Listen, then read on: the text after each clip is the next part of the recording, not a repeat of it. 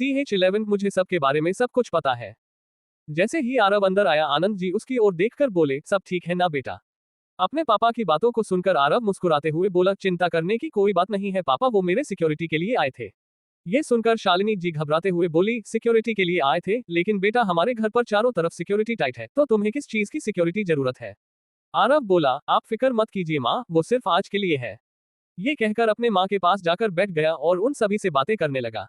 दादाजी बोले, तुम सब हम बूढ़ों के बीच बैठकर क्या बातें करोगे, जाओ उधर जाकर बातें करो। सभी लोग दादाजी की तरफ घूरकर देखकर बोले, क्या दादाजी आप भी, अभी तो आप जवान हैं। अभय की बातों को सुनकर दादाजी मचके लहजे में कहा, तो ठीक है, चलो तुम्हारे लिए एक और दादी लेकर आते हैं। ये सुनकर सभी लोग हैरानी से दादाजी की ओर देखकर बोले, दादाजी आप क्या बोल रहे हैं? आपको अगर दादी ऊपर से देखती होगी तो क्या बोलती होगी? ये सुनकर दादाजी बोले, अरे सोच रही होगी कि बुढ़ापा में सहारा देने वाली किसी को तो आना ही पड़ेगा। सब लोग दादाजी की बातों को सुनकर सभी हंसने। सभी जवान लोग साइड में आकर बैठ गए और बातें करने लगे। तभी दरवाजे से डॉक्टर नैना आती हुई दिखाई पड़ी। डॉक्टर को आते हुए देखकर करण बोला, भाई हमने तो डॉक्टर नहीं बुलाया है, फिर ये डॉक्टर मैडम क्यों आ रही है? करण की बातों को सुनकर आरव अभय की ओर देखकर बोला, वो डॉक्टर के साथ साथ इस घर की होने वाली छोटी बहू भी है। आरव ने जैसे ही ये कहा, अभय आरव की ओर देखकर बोला, तुम्हें कैसे पता चला कि वो मेरी गर्लफ्रेंड है? ये सुनकर आरव हंसते हुए बोला, मुझे आप लोगों के बारे में सब कुछ पता है, इतना ही आप लोग क्या क्या काम करते हैं मुझे सब कुछ पता है। अर्जुन बोला, क्या पता है तुम्हें हम सब के बारे में? तभी नैना उन सभी लोगों के बीच आकर बैठ गई और बोली, गुड मॉर्निंग भाई, अब कैसी है तुम्हारी तबीयत? अभय बोला, तुम अभी आ रही हो इतना लेट? यही तो मेरा समय में आने का, और क्या मुझे और जल्दी आना था? उद्धरण चिन्ह। नैना की बातों को सुनकर अभय कुछ बोल नहीं सका। आरव नैना की ओर देखकर बोला, वैसे आप भैया को प्रपोज करते समय ये बात सोच लेनी चाहिए थी। कौन सी बात? नैना आरव की ओर देखकर कंफ्यूज होते हुए बोली। आरव बोला, यही कि आगे जाकर आपको अपनी मनमानी करने का मौका नहीं मिलेगा। वैसे मैंने सुना है कि आपने कॉलेज करते समय भैया को सबके सामने प्रपोज किया था। ये सुनकर नैना बोली, तुम्हें कैसे पता? अभय भी उसकी तरफ देखकर बोला, मैं आप लोगों से दूर जरूर था, लेकिन घर में घटने वाली हर घटनाओं के बारे में मुझे मालूम है। ये सुनकर वो सभी चौंक गए। आरव बोला, अर्जुन भैया और अदिति भाभी एक दूसरे को कॉलेज से ही प्यार करते हैं, लेकिन अर्जुन भैया अदिति भाभी के पिताजी से शादी की बात करने के लिए डरते थे, इस वजह से अदिति भाभी की शादी किसी और से होते होते बच गई। ये सुनकर अर्जुन और अदिति की ओर देखने लगी, जो हैरानी से आरव की ओर देखे जा रहा था। आरव मुस्कुराते हुए बोला, मुझे पता था कि अर्जुन भैया आपके पिताजी से बात करने के लिए कि घबराएंगे, इसलिए मैंने अब दोनों का एक वीडियो अधिराज जी को सेंड किया था और कहा था कि ये आपका होने वाला दामाद जो आपकी बेटी से बहुत प्यार करता है। उन्होंने मुझसे बहुत सारे सवाल किए, लेकिन मैंने इतना ही कहा, उसका नाम अर्जुन सिंह ओबरॉय है। ये सुनकर वो भी चौंक गए थे, लेकिन उन्होंने बाद में इसी लव मैरिज को अरेंज मैरिज बनाने का डिसीजन लिया। आरव की बातों को सुनकर सभी चौंक पर उनकी तरफ देखने लगे। आरव आदित्य की ओर देखकर बोला, आदित्य ने अभी तक 3 गर्लफ्रेंड पटा लिया है, लेकिन कोई रिलेशनशिप 2 या 3 महीने से ज्यादा नहीं चली है। आदित्य के इस खुलासे को सुनकर आदित्य जिसने अपने मुंह में रसगुल्ला रखा था उसका मुंह में अटक गया। भाई आपको ये भी पता है? आदित्य ने हैरानी से कहा, मुझे सबके बारे में पता है, राहुल भैया के बारे में भी, साहिल, अनु, अर्पिता और अतुल तुम्हारे बारे में भी पता है। आरव ने उनके सभी की ओर देखकर कहा। आरव की बातों को सुनकर सभी लोग हक्के बक्के होकर आरव की ओर देखने लगे। अतुल बोला, भाई घर में कोई ऐसा भी इंसान है जिसका कुंडली आपको पता नहीं है? आरव मुस्कुराते हुए बोला, घर में रहने वाले नौकर से लेकर सिक्योरिटी गार्ड, सफाई कर्मचारी, घर में जितना भी सदस्य हैं सबका सीक्रेट माल बड़े उमा है मुझे। अतुल बोला, भाई ये आप फेंक रहे हैं ना? आरव उसकी ओर देखकर बोला, अच्छा तो नित्या से तुम्हारा ब्रेकअप क्यों हुआ? ये सुनकर अतुल उसकी ओर देखकर बोला, नित्या? कौन नित्या? अतुल अनजान बनते हुए बोला, वही जो तुम्हें हर दिन कोई ना कोई गिफ्ट मांगती रहती थी। ये देख करके आरव को उसकी असलियत के बारे में पता है। अतुल बोला, तो क्या करता मैं क्या उसको शॉपिंग सेंटर लेकर जाता था, वो हर दिन मुझसे कोई ना कोई गिफ्ट मांगती रहती थी, इसलिए मैंने उसके साथ ब्रेकअप कर लिया। अतुल की बातों को सुनकर सब हंसने लगे। साहिल हंसने हुए बोला, अरे भाई गर्लफ्रेंड बनाए हो तो संभालने के लिए भी तो सीखो, ऐसी गर्लफ्रेंड हो तो मैं किसी को भी नहीं संभाल सकता, मैं अकेले ही ठीक हूँ। आरव मुस्कुराते हुए बोला, भाई गर्लफ्रेंड उससे बनाओ जो तुम्हारे साथ दे, अगर तुम गलत रास्ते पर तो तुम्हारे गाल पर एक थप्पड़ लगा कर तुम्हें सुधारने की कोशिश करे। अगर तुम किसी प्रॉब्लम में फंस जाओ तो उस प्रॉब्लम से निकालने में मदद करे। घर में अगर कोई तुम्हें सहारा या तुम्हारा भरोसा ना करे तो तुमको सहारा देने और भरोसा रखने वाली ऐसी प्रेमिका ढूंढो, वरना गर्लफ्रेंड बनाकर कोई फायदा नहीं है। आरव की बातों को सुनकर आदित्य बोला, सही कहा भैया आपने, अब मैं ऐसे ही एक गर्लफ्रेंड ढूंढूंगा और उसके साथ लाइफ टाइम रहूंगा।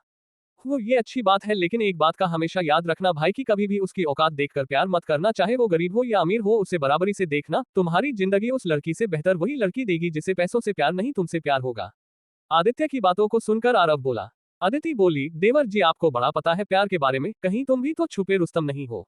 अपने भाभी की बातों को सुनकर आरव मुस्कुराते हुए बोला, भाभी जी मेरी भी एक गर्लफ्रेंड थी लेकिन मुझे छोड़कर चली गई, ये कहकर कि मैं उसके लायक नहीं हूँ। क्योंकि वो चाहती थी कि मैं रोज उसे आई लव यू बोलूं, उसके साथ टाइम स्पेंड करूं, अगर मैं थोड़ी देर भी लेट हो जाता तो वो मुझसे बुरा बर्ताव करती थी, इसलिए मैंने उसे छोड़ दिया, पर अब मैं खुश हूं अपने देश की सेवा के लिए। अदिति बोली, एक बात बताओ आरव, तुम्हें मौत से डर नहीं लगता?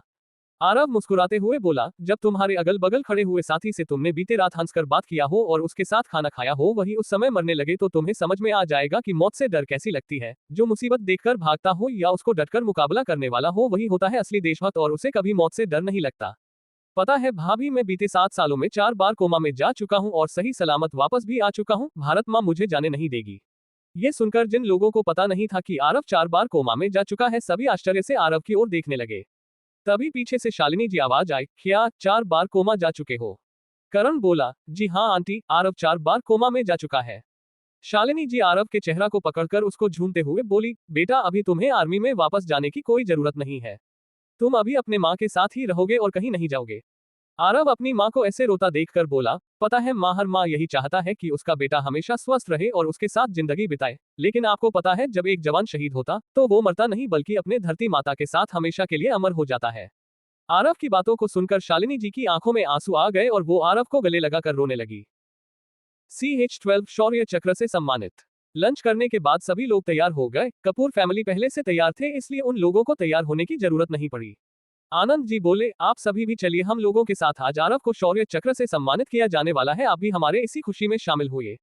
अधिराज जी बोले, ये तो बहुत ही खुशी की बात है और इस खुशी में हम सभी लोग सम्मिलित होना चाहते हैं।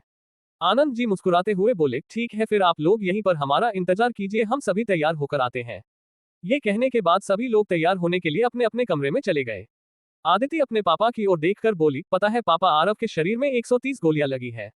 अपने बेटी की बातों को सुनकर अधिराज जी भौचक्के होकर अदिति को देखने लगे। उन्होंने कहा, क्या बात कर रही हो, लेकिन ये कैसे हो सकता है? हाँ पापा, और वो 4 बार कोमा में जा चुका है बीते इन 7 सालों में। अपने पापा की हैरानी को देखकर अदिति बोली। ये सुनकर अधिराज जी और भी ज्यादा भौचक्के हो गए। तभी पीछे से एक लड़के की आवाज आई, एक्सक्यूज मी। किसी की आवाज को सुनकर सभी ने पीछे की तरफ मुड़कर देखा तो एक 20-25 साल का एक लड़का उनकी ओर आ रहा था। उसने कहा, आरव कहाँ है? उस लड़के को आरव के बारे में पूछता देखकर अधिराज जी बोले, आरव बेटा तैयार होने के लिए गया है। ओ अच्छा, वैसे, उस लड़के ने कहा। वैसे तुम हो कौन? अधिराज जी पूछा। अंकल, मैं उसका जिगरी यार हूँ। मेरा नाम अरविंद है, हम दोनों एक ही साथ पढ़ाई करते थे। अरविंद की बातों को सुनकर अधिराज जी शक भरी नजरों से उसकी ओर देखकर बोले, वैसे तुम्हें कैसे पता चला कि आरव घर आ चुका है? सामने खड़े इंसान के सवालों को सुनकर अरविंद मुस्कुराते हुए बोला, अंकल मैंने कल न्यूज में देखा था।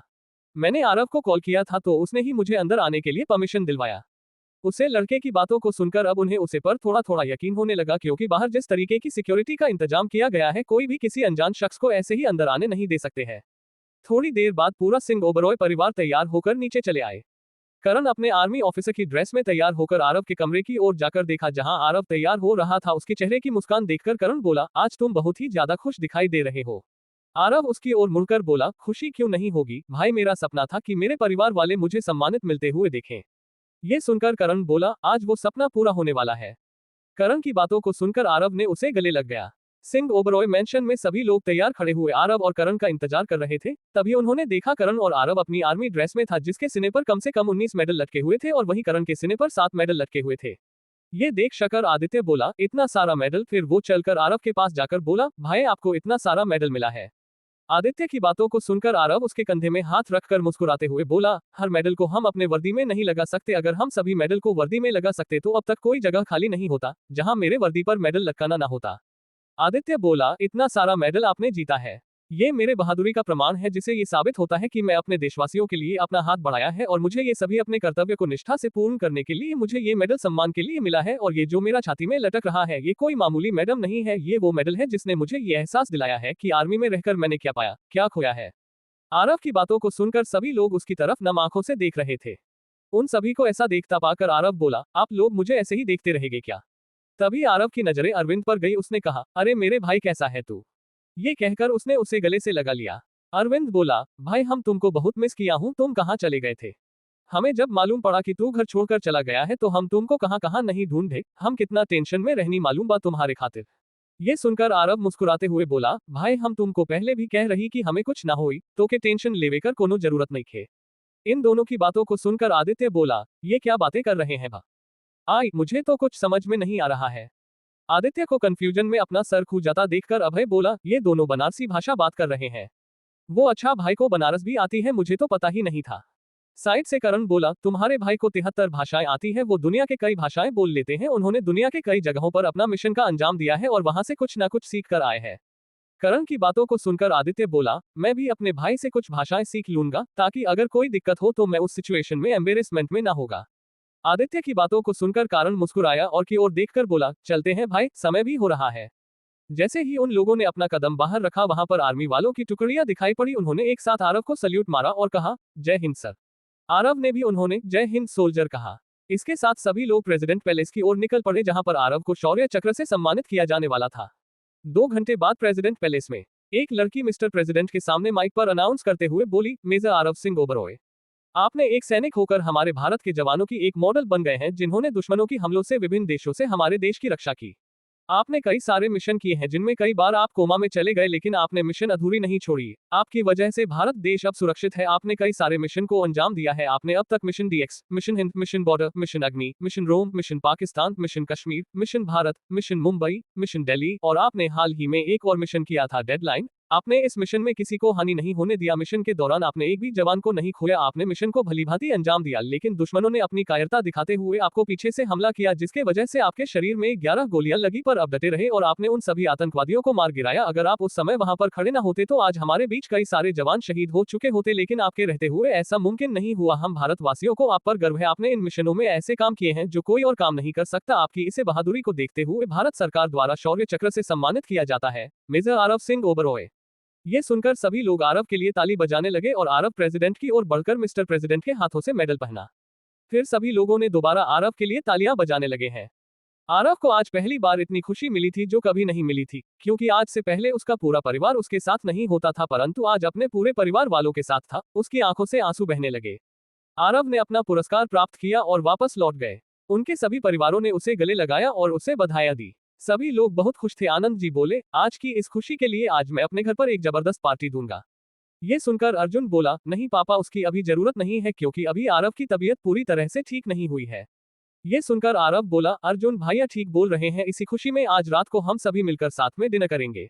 आरव की बातों को सुनकर सभी लोग खुश हो गए। उन्हें भी पता था कि इस वक्त आरव की कंडीशन कैसी है, ऐसे में पार्टी करना आरव के सेहत के लिए हानिकारक हो सकता है। और वैसे भी पार्टी तो कभी भी मनाई जा सकती है, बस परिवार वालों का साथ होना चाहिए। CH13 family dinner. Presidential palace से निकलने के बाद सभी लोग आज के इस खुशी को सेलिब्रेट करने के लिए एक होटल पर चले गए। जैसे ही उन सभी की गाड़ियां 7 स्टार होटल के एंट्री गेट पर पहुंची, जिससे लोगों की नजरें उनकी तरफ चली गई। कई सारे लग्जरियस गाड़ियों का काफिला आते हुए दिखाई पड़ा। वहां पर खड़े लोग देखकर हैरान थे कि इस वक्त कौन आ रहा है इतनी सिक्योरिटी के साथ। तभी किसी ने कहा, आज कोई खास दिन है क्या? इतने सारे गाड़ियां यहाँ पर आ रहे हैं। पता नहीं कोई अमीर ही होगा जो आज इस 7 स्टार होटल में आ रहे हैं। तभी किसी ने कहा, ये तो कपूर खानदान का गाड़ी है। तभी पीछे से और गाड़ियां आती हुई दिखाई पड़ी। सिंह ओबरॉय खानदान, आज दोनों खानदान के लोग इस होटल में दर्शन दिए हैं, क्या बात है? अरे तुम लोगों ने न्यूज नहीं देखा क्या? सिंह ओबरॉय खानदान के तीसरे बेटे मिलिट्री में है, जिसके बहादुर के लिए उसे आज प्रेसिडेंशियल पैलेस में प्रेसिडेंट के द्वारा शौर्य चक्र से सम्मानित किया गया है। और कपूर खानदान तो अब उन लोगों का रिश्तेदार बने जा रहे हैं। उनकी बेटी अदिति कपूर की शादी अर्जुन सिंह ओबरॉय के साथ होने वाली है। हाँ, मैंने भी आज न्यूज में देखी थी। उनके परिवार में सभी लोग बिजनेस में हैं और उनका एक यही बेटा मिलिट्री में गया हुआ है। हाँ, मुझे भी पता चला ये 7 साल बाद अपने घर आया है। सभी लोग अपना अपना टिप्पणी कपूर खानदान और सिंह और खानदान के ऊपर करने लगे। तभी उन्होंने देखा है कि कई सारे मिलिट्री का ट्रक भी आते हुए दिखाई पड़ा, जहां पर मिलिट्री ऑफिसर्स बैठे हुए थे। गाड़ी रुकने के साथ ही वे सभी अलर्ट होकर खड़े हो गए।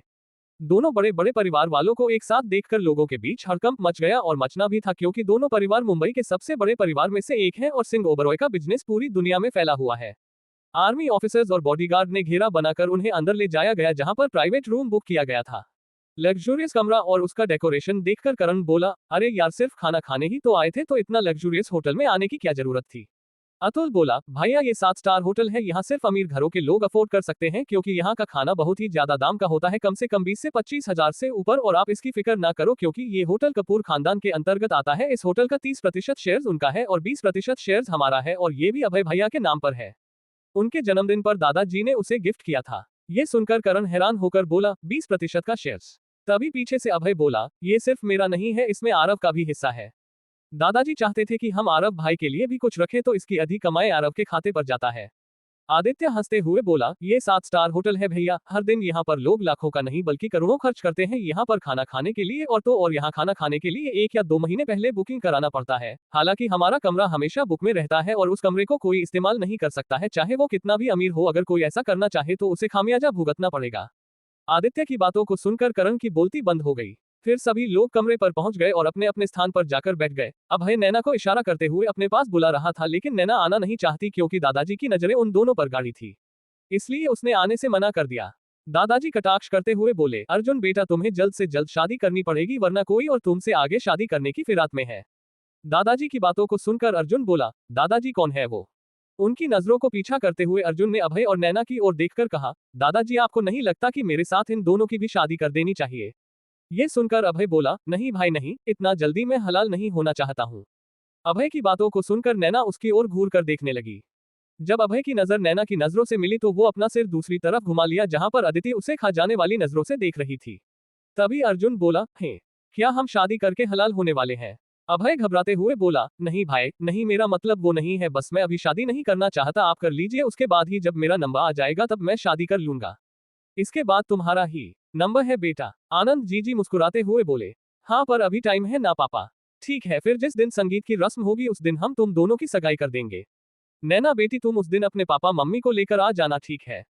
आनंद जी की बातों को सुनकर नैना शर्माते हुए बोली, जी अंकल। आदित्य अभय के कंधों पर अपने कंधे से टकराते हुए बोला, अरे अब अंकल बोलना छोड़ दो, अब तो वो तुम्हारे ससुर जी होने वाले हैं।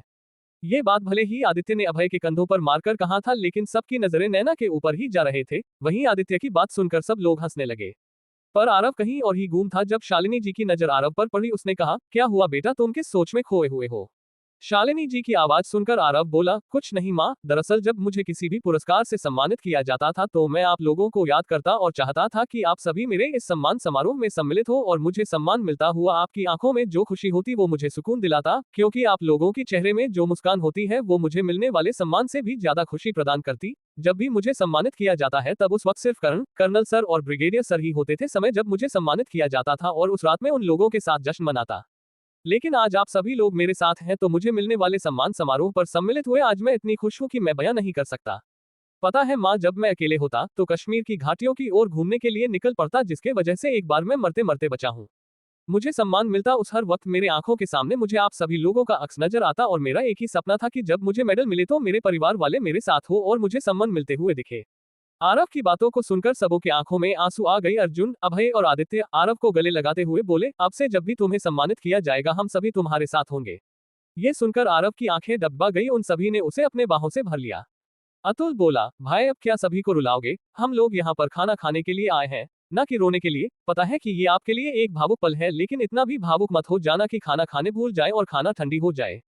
देखो यहाँ पर कितनी सारी डिश रखे हुए हैं। अतुल की बातों को सुनकर सभी लोग अतुल की तरफ घूरते हुए बोले, तुम्हें तो हमेशा ही खाने की पड़ी हुई होती है। अतुल ने सभी को देखकर मुस्कुराते हुए कहा, अरे भाई क्यों नहीं होगी, खाते पीते खानदान का जो हूँ। उसकी बातों को सुनकर सभी लोग हंसने लगे। आरव को आज वो खुशी मिल गई थी जो उसे चाहिए था, अपने परिवार से अपने को सम्मानित मिलते हुए देखना और सम्मानित मिलने के बाद एक साथ मिलकर खाना खाने के साथ साथ हंसी खुशी मिलकर रहना। खाना खाते खाते अधिराज जी बोले, सुनो बच्चों, कल तुम सभी शॉपिंग करने के लिए चले जाना, वैसे भी अब शादी के लिए काफी कम समय बाकी है। अधिराज जी की बातों को सुनकर आदित्य बोला, शॉपिंग करने के लिए क्यों, कुछ खास है क्या बेटा? तुम भूल गए हो क्या अर्जुन और अदिति की शादी का तारीख सामने आ गया है? अधिराज जी ने कहा। आनंद जी भी बोले, सही कहा आपने भाई, हम तो अभी बूढ़े हो गए हैं, तुम सब अभी जवान हो, कल सभी शॉपिंग के लिए चले जाना, हमको कौन देखने के लिए आने वाला है? अर्जुन बोला, ठीक है पापा, लेकिन मुझे कंपनी में कुछ काम है, मैं कंपनी होकर आ जाऊंगा। आरव बोला, क्या भैया आप अगले दिन चले जाएगा कंपनी? शालिनी जी भी बोली, हाँ कंपनी जाने की कोई जरूरत नहीं है, शंकर जी संभाल लेंगे, तुम कल शॉपिंग के लिए जाओगे। पर माँ, अर्जुन कुछ बोल पाता उससे पहले ही शालिनी जी घूरकर बोली, कल जाओगे मतलब कल ही जाओगे, ठीक है ना? अभय बोला, अरे भाई अभी तो अपनी माँ की सुन लो, क्योंकि कुछ ही दिनों बाद तुम्हें अदिति भाभी की ही सुननी पड़ेगी, वरना वो नाराज हो जाएगी और तुम्हें तो मनाना भी आता नहीं है। ये सुनकर अर्जुन झेप गया और अदिति की ओर देखने लगा जो शर्मिंदगी से अपना सर नीचे झुकाकर मुस्कुरा रही थी। CH14 shopping time. आधी रात को आने की वजह से सभी लोग अभी तक सो रहे थे। आनंद जी शालिनी जी से बोले, बच्चे उठे कि नहीं, यह अभी तक सो रहे हैं क्या? शालिनी जी बोली, कल सभी आधी रात को आए थे इसलिए अब तक सो रहे हैं। अपने पत्नी की बातों को सुनकर आनंद जी चौंकते हुए बोले, क्या वो सभी अभी तक सब सो रहे हैं? तभी पीछे से उन्हें एक प्यारी सी आवाज आई, गुड मॉर्निंग माँ, गुड मॉर्निंग पापा। अदिति को इतनी सुबह सुबह देखकर आनंद जी बोले, अदिति बेटा आओ आओ, गुड मॉर्निंग। कैसी हो? मैं अच्छी हूँ पापा, आप कैसे हैं? और बाकी ये क्या बात है, बाकी सब कहाँ है? अदिति उनके अगल बगल देखते हुए बोली, उसे लग रहा था कि वो खुद लेट हो रही है, इसलिए उसने हड़बड़ी में अपने ड्राइवर को फुल स्पीड में गाड़ी चलाते हुए सिंह ओबरॉय मेंशन लेकर चली आई, लेकिन यहाँ पर तो कुछ और ही माहौल लग रहा था। शालिनी जी बोली, बेटा वो सभी अभी तक घोड़े बेचकर सो रहे हैं। तभी किचन से पूर्वी और नम्रता जी आते हुए दिखाई पड़ी। आदिति उनकी ओर देखकर बोली, गुड मॉर्निंग चाची। अरे आदिति बेटा, गुड मॉर्निंग, कैसी हो? दोनों चाचा मुस्कुराते हुए आदिति से बोली, मैं अच्छी हूँ चाची, आप लोग कैसे हैं? उद्धरण चिन्ह, हम भी बढ़िया है। आज इतनी सुबह सुबह कुछ खास बात है क्या, या कि तुम्हें रहा नहीं जा रहा है यहाँ पर आने के लिए? पूर्वी जी शर्राती में बोली। अदिति शर्माते हुए बोली, ऐसी बात नहीं है चाची, दरअसल आज हम सभी शॉपिंग के लिए जाने वाले हैं, इसलिए आज मैं इतनी जल्दी सुबह सुबह आपके घर पर आई हूँ। नम्रता जी बोली, ओह हाँ तुम तो आ गई, पर सभी अब तक सो ही रहे हैं, पता नहीं कुंभकर्ण की आदत इन लोगों पर कैसे आ गई। अदिति बोली, कोई बात नहीं चाची, मैं इंतजार कर लूंगी। तभी पीछे से सावित्री जी की आवाज आई, बेटा तब तक तुम ये पकौड़े खाओ, मैं उन सभी को बुलाकर आती हूँ। तभी बाहर से आरव और करण आते हुए दिखाई पड़े। आनंद जी जो इस वक्त सोफे पर बैठकर पेपर पढ़ रहे थे, उन्होंने उन दोनों से कहा, बेटा तुम लोग इतनी सुबह सुबह कहाँ गए हुए थे? अपने पापा की आवाज को सुनकर आरव बोला, बाहर टहलने गए हुए थे पापा, डॉक्टर ने कहा सुबह सुबह रोज टहलने के लिए। उद्धरण चिन्ह, तभी उसकी नजर अदिति पर पड़ी, उसने मुस्कुराते हुए कहा, गुड मॉर्निंग भाभी। अदिति भी मुस्कुराते हुए बोली, गुड मॉर्निंग देवर जी, अब आपकी तबीयत कैसी है? आरव बोला, बस कुछ चोटें ठीक होने में बाकी है, बाकी मैं अभी ठीक हूँ। और पूरी तरीके से ठीक होने के लिए मेरी जरूरत तुम्हें जरूर पड़ेगी। आरव पीछे मुड़कर देखकर बोला, डॉक्टर नैना आए, ओ सॉरी गलती हो गया छोटी भाभी। ये सुनकर नैना झेप गई और बोली, बताओ कैसी हो और तुम्हारी तबीयत? मैं अभी बिल्कुल ठीक हूँ भाभी, आरव ने मुस्कुराते हुए कहा। अर्जुन के कमरे में जैसे ही सावित्री जी उसके कमरे में पहुंची और उसे उठाने लगी, अर्जुन ने उनके हाथों को पकड़कर बोला, अरे अदिति तुम्हें कहीं जाने की जरूरत नहीं है, तुम यहीं पर रुको, मैं उठ जाऊंगा। वो नींद में बड़बड़ाना लगा। ये देखकर सावित्री जी मुस्कुराने लगी। सावित्री जी को अर्जुन के कमरे में देखकर शालिनी जी बोली, क्या बात है? तभी सावित्री जी ने शालिनी जी को अपने पास बुलाकर कहा, अपने बेटे की हरकतें को देखो, मुझे अदिति समझ रही है। रुको मैं अभी इसका एक वीडियो बनाती हूँ। उसके बाद शालिनी जी अपना मोबाइल निकाला और अर्जुन का वीडियो रिकॉर्ड करने लगा। अर्जुन की हरकतें को देखकर सावित्री और शालिनी जी भौचक्के के होकर उसे देखने लगे। जैसे ही अर्जुन सावित्री जी को अदिति समझकर किस करने के लिए आया ही था कि एक चपट उसके सिर पर पड़ी, जिसके वजह से वो घबराकर उठ गया और अपनी आंखें खोलकर देखने लगा। जहां पर अदिति के जगह पर सावित्री जी उसके सामने बैठी हुई थी और बगल में शालिनी जी उसका वीडियो बना रहे थे। ये देखकर अर्जुन बोला, माँ चाची आप दोनों इस वक्त मेरे कमरे में क्या कर रहे हैं? अर्जुन की चेहरे की ओर देखकर शालिनी जी बोली, अगर आज सुबह हम दोनों तुम्हारे कमरे पर नहीं आते तो तुम्हारे हरकतों के बारे में हमें कैसे पता चलता? हरकतें कैसे हरकतें हैं? अर्जुन कंफ्यूज होकर अपनी माँ और चाची की ओर देखकर बोला। सावित्री जी बोली, वही हरकतें जो अभी तुम कह रहे थे, जिसका सबूत तुम्हारी माँ के मोबाइल फोन पर है। अपने चाचा की बातों को सुनकर अर्जुन शालिनी जी को देखकर बोला, माँ आप अभी के अभी मेरा वीडियो डिलीट कर दो, अगर किसी ने देख लिया तो गड़बड़ हो जाएगा।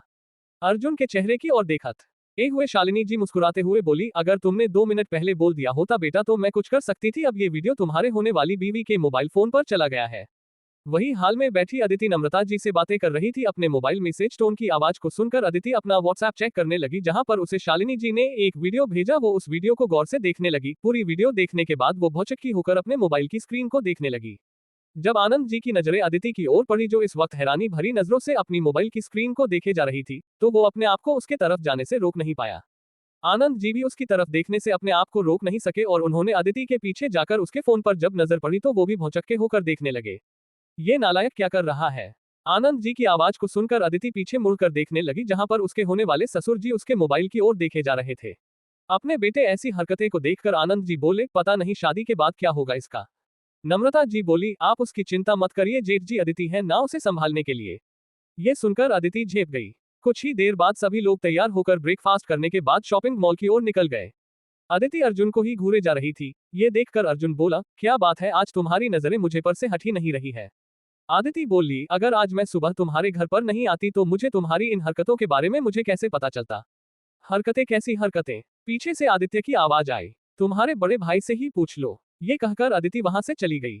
अदिति को वहां से जाते देखकर अर्जुन को आज के अपनी हरकतों के बारे में याद आते ही उसे अजीब सा महसूस होने लगा। तभी आदित्य की आवाज आई, भैया आपने कैसी हरकतें की है जिसकी वजह से भाभी नाराज हो गई। तुम अपना मुंह बंद करो। ये कहकर अर्जुन अदिति के पीछे दौड़ पड़ा। अतुल ने आरव से कहा, चलो भाई आज हम खूब शॉपिंग करेंगे और खूब मस्ती भी करेंगे। ठीक है फिर चलो, आरव ने भी मुस्कुराते हुए कहा। अर्पिता बोली, भाई मुझे लहंगा खरीदना है, चलिए ना। ये कहकर सभी लोग अपना अपना सामान खरीदने के लिए इधर उधर हो गए। आदित्य बोला, चलो भाई सबसे पहले हम पेट पूजा करेंगे फिर कोई काम दूजा। अतुल भी बोला, सही कहा तुमने भाई, पहले पेट पूजा फिर काम दूजा। वैसे भी कौन सी देरी हो जाएगी, सभी लवर्स अपने अपने पार्टनर के साथ हैं और जो सिंगल है वो हम जैसे घूम ही रहे हैं। वहीं नैना एक सैंडल के शॉप पर जाकर अभय से बोली, तुमने जो पिछली बार मुझे जो गिफ्ट दिया था वो सैंडल टूट गया है, प्लीज मुझे कोई दूसरा दिला दो। नैना की बातों को सुनकर अभय बोला, बस इतनी सी बात, चलो मैं तुम्हें दिला देता हूँ। अदिति अर्जुन को परेशान कर रही थी। अर्जुन उसके सामने जाकर खड़ा हो गया और बोला, आखिर तुम चाहती क्या हो? मतलब? अर्जुन बोला, मतलब कि मैं तुम्हारी नाराजगी को दूर करने के लिए क्या करूं? अर्जुन को इतना परेशान होता देखकर अदिति बोली, तुम्हें सबके सामने मुझे शादी के लिए प्रपोज करना होगा। अर्जुन हैरानी से अदिति की ओर देखकर बोला, लेकिन हमारी शादी तो होने वाली है। तो क्या हुआ, अगर तुम अच्छी तरह से प्रपोज करोगे तब मैं कुछ सोचूंगी। अदिति ने इतना ही कहा था कि तभी अचानक वहां पर गोलियां चलने लगी और चारों तरफ हड़कंप मच गई। ये देखकर अर्जुन अदिति को लेकर साइड में चला गया। तभी एक कर्कश आवाज सबके कानों में सुनाई पड़ी, जो जहां पर है वहीं पर रुक जाओ, वरना सब के सब मारे जाओगे। उसे आदमी की आवाज को सुनकर सभी लोग अपने अपने जगह पर खड़े हो गए। सभी यहाँ पर बैठ जाओ, अगर किसी ने कुछ भी हरकतें करने की कोशिश की तो सभी मार दिए जाओगे। अर्जुन ने अपना बॉडीगार्ड को लेकर नहीं आया था क्योंकि वो सभी कुछ पल अकेले बिताना चाहते थे, इसलिए उसने अपने बॉडीगार्ड्स को घर पर ही रहने का ऑर्डर दे दिया था। पर अब क्या होगा? आखिर कौन है ये लोग जो इस शॉपिंग मॉल को कब्जा करने के लिए आए हैं? क्या वो सभी जिंदा बच पाएंगे? क्या आरव इन हाईजैकर्स को पढ़कर अपने परिवार वालों के साथ साथ बाकी के जनता को सही सलामत बचा पाएगा? जानने के लिए पढ़ते रहिए सोल्जर ऑन टाइम, सिर्फ पॉकेट एफएम और पॉकेट नोबल पर। CH15 शॉपिंग मॉल हुआ हाईजैक। इस खबर को फैलने के लिए थोड़ी सी भी देर नहीं लगी क्योंकि यह मुंबई का सबसे मशहूर मॉल है जहां पर अमीर से अमीर लोग यहां पर शॉपिंग करने के लिए आते हैं, लेकिन आज अचानक इस जगह पर कुछ आतंकवादियों ने कब्जा कर लिया है। ये खबर सुनकर सभी लोग घबरा गए। जब कपूर मेंशन और सिंह ओबरॉय खानदान में ये बात पता चली तो सब लोग भयभीत हो गए। अचानक ये क्या हो गया था? हमारे सभी बच्चे वहीं पर मौजूद हैं, सभी लोग खबर आने लगे। फटाफट न्यूज चैनल ऑन करो। दादाजी अपने बेटे की ओर देखकर बोले। न्यूज चैनल का ऑन करते ही न्यूज चलने लगी। एक न्यूज रिपोर्टर सिटी मॉल के बाहर से इस हादसे को कर रही थी। ब्रेकिंग न्यूज, आज मुंबई का सबसे बड़ा मॉल में आतंकवादियों ने कब्जा कर लिया है। बताया जा रहा है कि मॉल के अंदर कई बड़े बड़े परिवार के लोग वहां पर मौजूद हैं और ये भी बताया जा रहा है कि कम से कम 7 या 8 आतंकवादियों ने मॉल पर कब्जा कर लिया है। मॉल के बाहर बड़े बड़े ऑफिसर साथ ही साथ बड़े बड़े अधिकारियों ने मॉल के आगे जमा हो गए थे। कई लोग रो रहे थे कि उनके बच्चे मॉल के अंदर में हैं और वे लोग अंदर जाना चाहते हैं। तभी अंदर से एक आतंकवादी ने कहा, हमें यहूदी खान की रिहाई चाहिए, अगर उन्हें रिहाई नहीं मिली तो हम एक घंटे में 1-1 लोगों की लाशें आप लोगों को भेजते रहेंगे। उन्होंने एक फरमाइश रखी कि एक रिपोर्टर वहां की लाइव कवरेज दिखाए ताकि ये पता चले कि आतंकवादियों की पावर क्या होती है। लेकिन कोई अंदर जाने की हिम्मत नहीं कर रहा था, लेकिन कुछ समय के बाद एक रिपोर्टर ने हिम्मत करते हुए अंदर गया और वहां की लाइव न्यूज दिखाने लगा, जहां पर सभी लोगों के बीच कपूर खानदान और सिंह ओबरॉय खानदान के बच्चे बैठे हुए थे। जब उनके माता पिता ने उन सभी को वहां पर बैठे हुए देखे तो वे लोग रोने लगे। अपने बच्चों को भीड़ में बैठा देखकर शालिनी जी रोते हुए बोली, अब मेरे बच्चों का क्या होगा?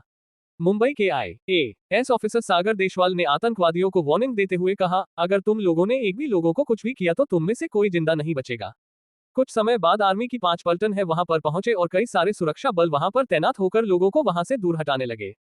सावित्री जी बोली, चिंता करने की कोई जरूरत नहीं है, वहां पर हमारा एक और बेटा है जो इन आतंकवादियों को आराम से खत्म कर सकता है। ये सुनकर पूर्वी जी बोली, लेकिन आरव इस समय पूरी तरह से ठीक नहीं हुआ है और वो इन सब से नहीं लड़ सकता। आनंद जी बोले, वो हमारा शेर बेटा है, अगर हमारे बच्चों को हाथ लगाने की भी कोशिश की तो उन सभी को आरव जिंदा नहीं छोड़ेगा। जब दूसरों की जिंदगी खतरे में होती है तब हमारा बेटा आरव उनकी जान बचाने के लिए किसी भी हद तक पहुंच जाता है, लेकिन यहाँ पर तो उनके अपने परिवार वाले बंदी बने हुए हैं, ऐसे में आरव चैन से कैसे बैठ सकता है? अगर भारत सरकार ने हमारी मांगे पूरी नहीं की तो तुम सभी यहाँ पर इन मासूम लोगों की मौत के जिम्मेदार होंगे। उन आतंकवादियों के सरगना का कप्तान बोला। आर्मी चीफ बोला, तुम उन्हें कुछ नहीं करोगे, हम यहूदी खान को छुड़वाने की कोशिश कर रहे हैं। कप्तान बोला, हमें कोशिश की नहीं परिणाम की जरूरत है और 1 घंटे के अंदर में वो यहाँ पर मौजूद नहीं हुए तो हम इन मासूम लोगों को मारना शुरू कर देंगे। आरव टॉयलेट से बाहर आते हुए कहा, अरे भाई सब के सब कहाँ चले गए? करण बोला, जो कि उसी के साथ टॉयलेट के अंदर गया हुआ था फ्रेश होने के लिए, पता नहीं यार, अभी इतना हल्ला मचाए यहीं पर घूम रहे थे, इतना सन्नाटा कैसे हो गया? तभी उन दिनों ने देखा कि कुछ आतंकवादियों ने मॉल पर कब्जा कर लिया है और उसके आगे उसके भाई और बहनें को बंदी बनाकर बैठाया गया है। साथ ही साथ मॉल पर आए घूमने हुए सभी लोगों को बंधक बनाकर रखा गया है। ये देखकर आरव का खून खौलने लगा और उसने कहा, इनकी इतनी हिम्मत, इन लोगों ने मेरे भाई बहनों के ऊपर हाथ लगाने की हिम्मत। तभी करण ने उससे कहा, अब क्या करेंगे हम लोग? शॉपिंग मॉल के अंदर आने से पहले मैंने अपना रिवॉल्वर गाड़ी में ही छोड़ दिया था, अब हम बिना रिवॉल्वर का उनका सामना कैसे करेंगे? तुम उसकी चिंता मत करो, हमें कुछ न कुछ करके इन सभी मासूम लोगों की बचाना होगा। हम किसी की भी जान खतरे में नहीं डाल सकते, पहले हमें ये पता करना होगा कि यहाँ कितने आतंकवादी मौजूद हैं जो इस मॉल पर कब्जा किए हैं। आरव ने सीरियस टोन में कहा। तभी नीचे से गोली चलने की आवाज आई, अगर किसी ने भागने या कोई चालाकी दिखाने की कोशिश की तो उसका अंजाम ऐसा होगा। ये कहकर उन्होंने एक सिक्योरिटी गार्ड पर गोली चला दी, जिसकी वजह से वहीं पर सिक्योरिटी गार्ड का डेथ हो गया। सब लोग घबराकर शांत होकर वहीं पर बैठ गए। एक आतंकवादी जो शायद उनका कप्तान था, उसने उन सबों से कहा, हमें तुम लोगों से कोई दुश्मनी नहीं है, बस हमें हमारा भाई चाहिए। अगर उन लोगों ने हमारे भाई को रिहा कर दिया तो तुम में से कोई नहीं मरेगा, लेकिन अगर उन लोगों ने थोड़ी सी भी देर की तो हर घंटे में यहाँ एक को यमराज के पास जाना होगा। ये कहकर वो वहां से चला गया। एक छोटी सी बच्ची बोली, माँ क्या हम लोग मर जाएंगे? हमें बचाने के लिए कोई नहीं आएगा। उसकी माँ बोली, तुम चिंता मत करो बेटा, हमें बचाने के लिए कोई ना कोई जरूर आएगा। ये कहकर उसने अपनी बच्ची को गले लगा लिया। ये सब देखकर आरव ने कहा, हमें कुछ ना कुछ करके इन्हें पकड़ना होगा, वरना इन्हें देखकर नहीं लगता कि ये लोग किसी को जिंदा छोड़ने वाले हैं। करण बोला, तो हमें क्या करना होगा भाई, क्योंकि ऐसे वक्त पर हमारी एक छोटी सी गलती यहाँ पर मौजूद मासूम लोगों की जाने जा सकती है। आरव मुस्कुराते हुए बोला, तुम उसकी फिक्र मत करो करण, मेरे पास एक प्लान है, तुम ठीक से सुनो। ये कहकर आरव करण को प्लान पता नहीं लगा, वे दोनों अपने प्लान को अंजाम देने के लिए तैयार थे। दोनों ने एक दूसरे की ओर थम्स अप दिखाया। तभी एक आतंकवादी चेक करने के लिए उनकी तरफ से आ रहा था, तभी आरव ने पीछे से उसके कंधे को मारकर उसे बेहोश कर दिया और अंदर ले गया। आरव करण से बोला, तुम इसके कपड़े को पहन लो और दूसरी तरफ जाकर पता करो कि और कितने आतंकवादी नीचे हैं, तब तक मैं इसे ठिकाना लगाता हूँ। करण अपना गर्दन हिलाते हुए बोला, ठीक है। ये कहकर वो आतंकवादी का ड्रेस पहनकर वहां से नीचे की ओर चला गया। करण जैसे ही नीचे आया, उसने देखा कि 9 आतंकवादी इस वक्त इस मॉल पर मौजूद थे। करण ने चारों तरफ नजरें दौड़ाई और सब कुछ चेक करने के बाद वो इस तरह दिखाने लगा मानो वो उन्हीं लोगों का एक साथी है और वो राउंड अप पर निकल गया जहां पर आरव छिपा हुआ था। वो वहां जाकर बोला, भाई यहाँ कुल 9 आतंकवादियों ने कब्जा बना रखा है, जिसमें से एक को तुमने ठिकाना लगा दिया है, बाकी के बचे हैं 8। उद्धरण चिन्ह। आरव बोला, ठीक है, तुम मुझे सभी का लोकेशन बताओ। करण बोला, 3 आतंकवादी नीचे में है, 4 राउंड अप पर और एक सिक्योरिटी कैबिन के कमरे में है। आरव बोला, ठीक है, सबसे पहले मैं इस सिक्योरिटी को देखता हूं ताकि अगर हम नीचे पहुंचे तो कोई हमें देख ना सके। ठीक है, ऑल द बेस्ट। करण बोला। ये कहकर वो नीचे की ओर चला गया। आरव सिक्योरिटी केबिन के पास जाकर देखा तो दरवाजा खुला हुआ था। वो शांत भाव से आगे बढ़ने लगा। उसने उसके कंधे पर हाथ रखकर बोला, अरे भाई, पाकिस्तान में क्या कंप्यूटर नहीं है जो तुम यहाँ पर कंप्यूटर चला रहे हो? ये आवाज सुनकर जैसे ही वो आदमी पीछे मुड़ा, आरव ने उसे एक कसकर उसके मुंह पर मुक्का मारा, जिसका वजह से वो वहीं पर ढेर हो गया।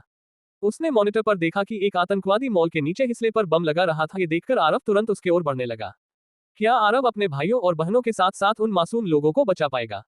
क्या आतंकवादियों अपने मकसद पर कामयाब हो पाएंगे? क्या भारत सरकार को यहूदी खान को छोड़ना पड़ेगा? आखिर क्या होगा जब उस कप्तान का सामना आरव से होगा? अब क्या होगा इस कहानी में जानने के लिए पढ़ते रहिए सोल्जर ऑन टाइम, सिर्फ पॉकेट एफएम पर। CH-16 कौन है ये? उस आतंकवादी ने अपने वाकी टोकी में कहा, कप्तान, हमने बम लगा दिया है, यदि कोई होशियारी दिखाने की कोशिश करेगा तो हम इस मॉल को उड़ा देंगे। ठीक है। ये कहने के बाद उसने जैसे ही अपना वॉकी टॉकी बंद करके जैसे ही पीछे मुड़ा, आरव ठीक उसके सामने खड़ा था। उसकी नजरों से नजरें मिलाते हुए उसे देख रहा था। ये देखकर वो डर गया। जैसे ही उसने अपना बंदूक उसके सामने किया, आरव ने एक मुक्का उसके चेहरे पर दिया, जिस वजह से वो वहीं पर गिर गया और उसका मुंह से खून निकलने लगा। जैसे ही वो अपना वॉकी टॉकी पकड़ने ही वाला था, आरव उसके हाथ पर अपने पांव रखकर कहा, तुम्हें लोगों की जान लेने का बड़ा शौक है ना? मुझे भी तुम जैसे लोगों का जान लेने का बहुत शौक है। ये कहकर उसने उसके गर्दन पर अपने पांव रख दिया, जिसके वजह से उसे सांस लेने में तकलीफ हो रही थी और वो थोड़ी देर में ही तड़प तड़प कर वहीं पर मर गया। उसके मरते ही आरव उसका कपड़े पहनकर वहां से निकल गया। आरव ने राउंड अप लगाने वाले सभी आतंकवादियों को मार गिराया। अब बाकी रह गया 3 लोग, कप्तान और उसके 2 साथी। बाकी को आरव ने मौत का नींद सुला दिया था। करण उसी भीड़ के अंदर में घूम रहा था। जब उसकी नजर अतुल पर पड़ी तो उसके मुंह पर मुस्कान आ गया और वो उसकी फिरकी लेने के लिए उसके पास चला गया। जैसे ही अतुल ने अपने सामने एक आतंकवादी को देखा, वो कांपने लगा। करण ने अपने आवाज को भारी करते हुए कहा, तुमने हाथों में क्या पकड़ा है? ये सुनकर अतुल उसे पीछे करने लगा तो करण उसे बंदूक दिखाकर कहा, उसे सामने करो वरना मैं तुम्हें गोली मार दूंगा। अतुल घबराते हुए बोला, मैं नहीं दूंगा, ये मेरा है। ये सुनकर करण मुस्कुराते हुए बोला, अगर तुमने उसे सामने नहीं किया तो मरने के लिए तैयार हो जा।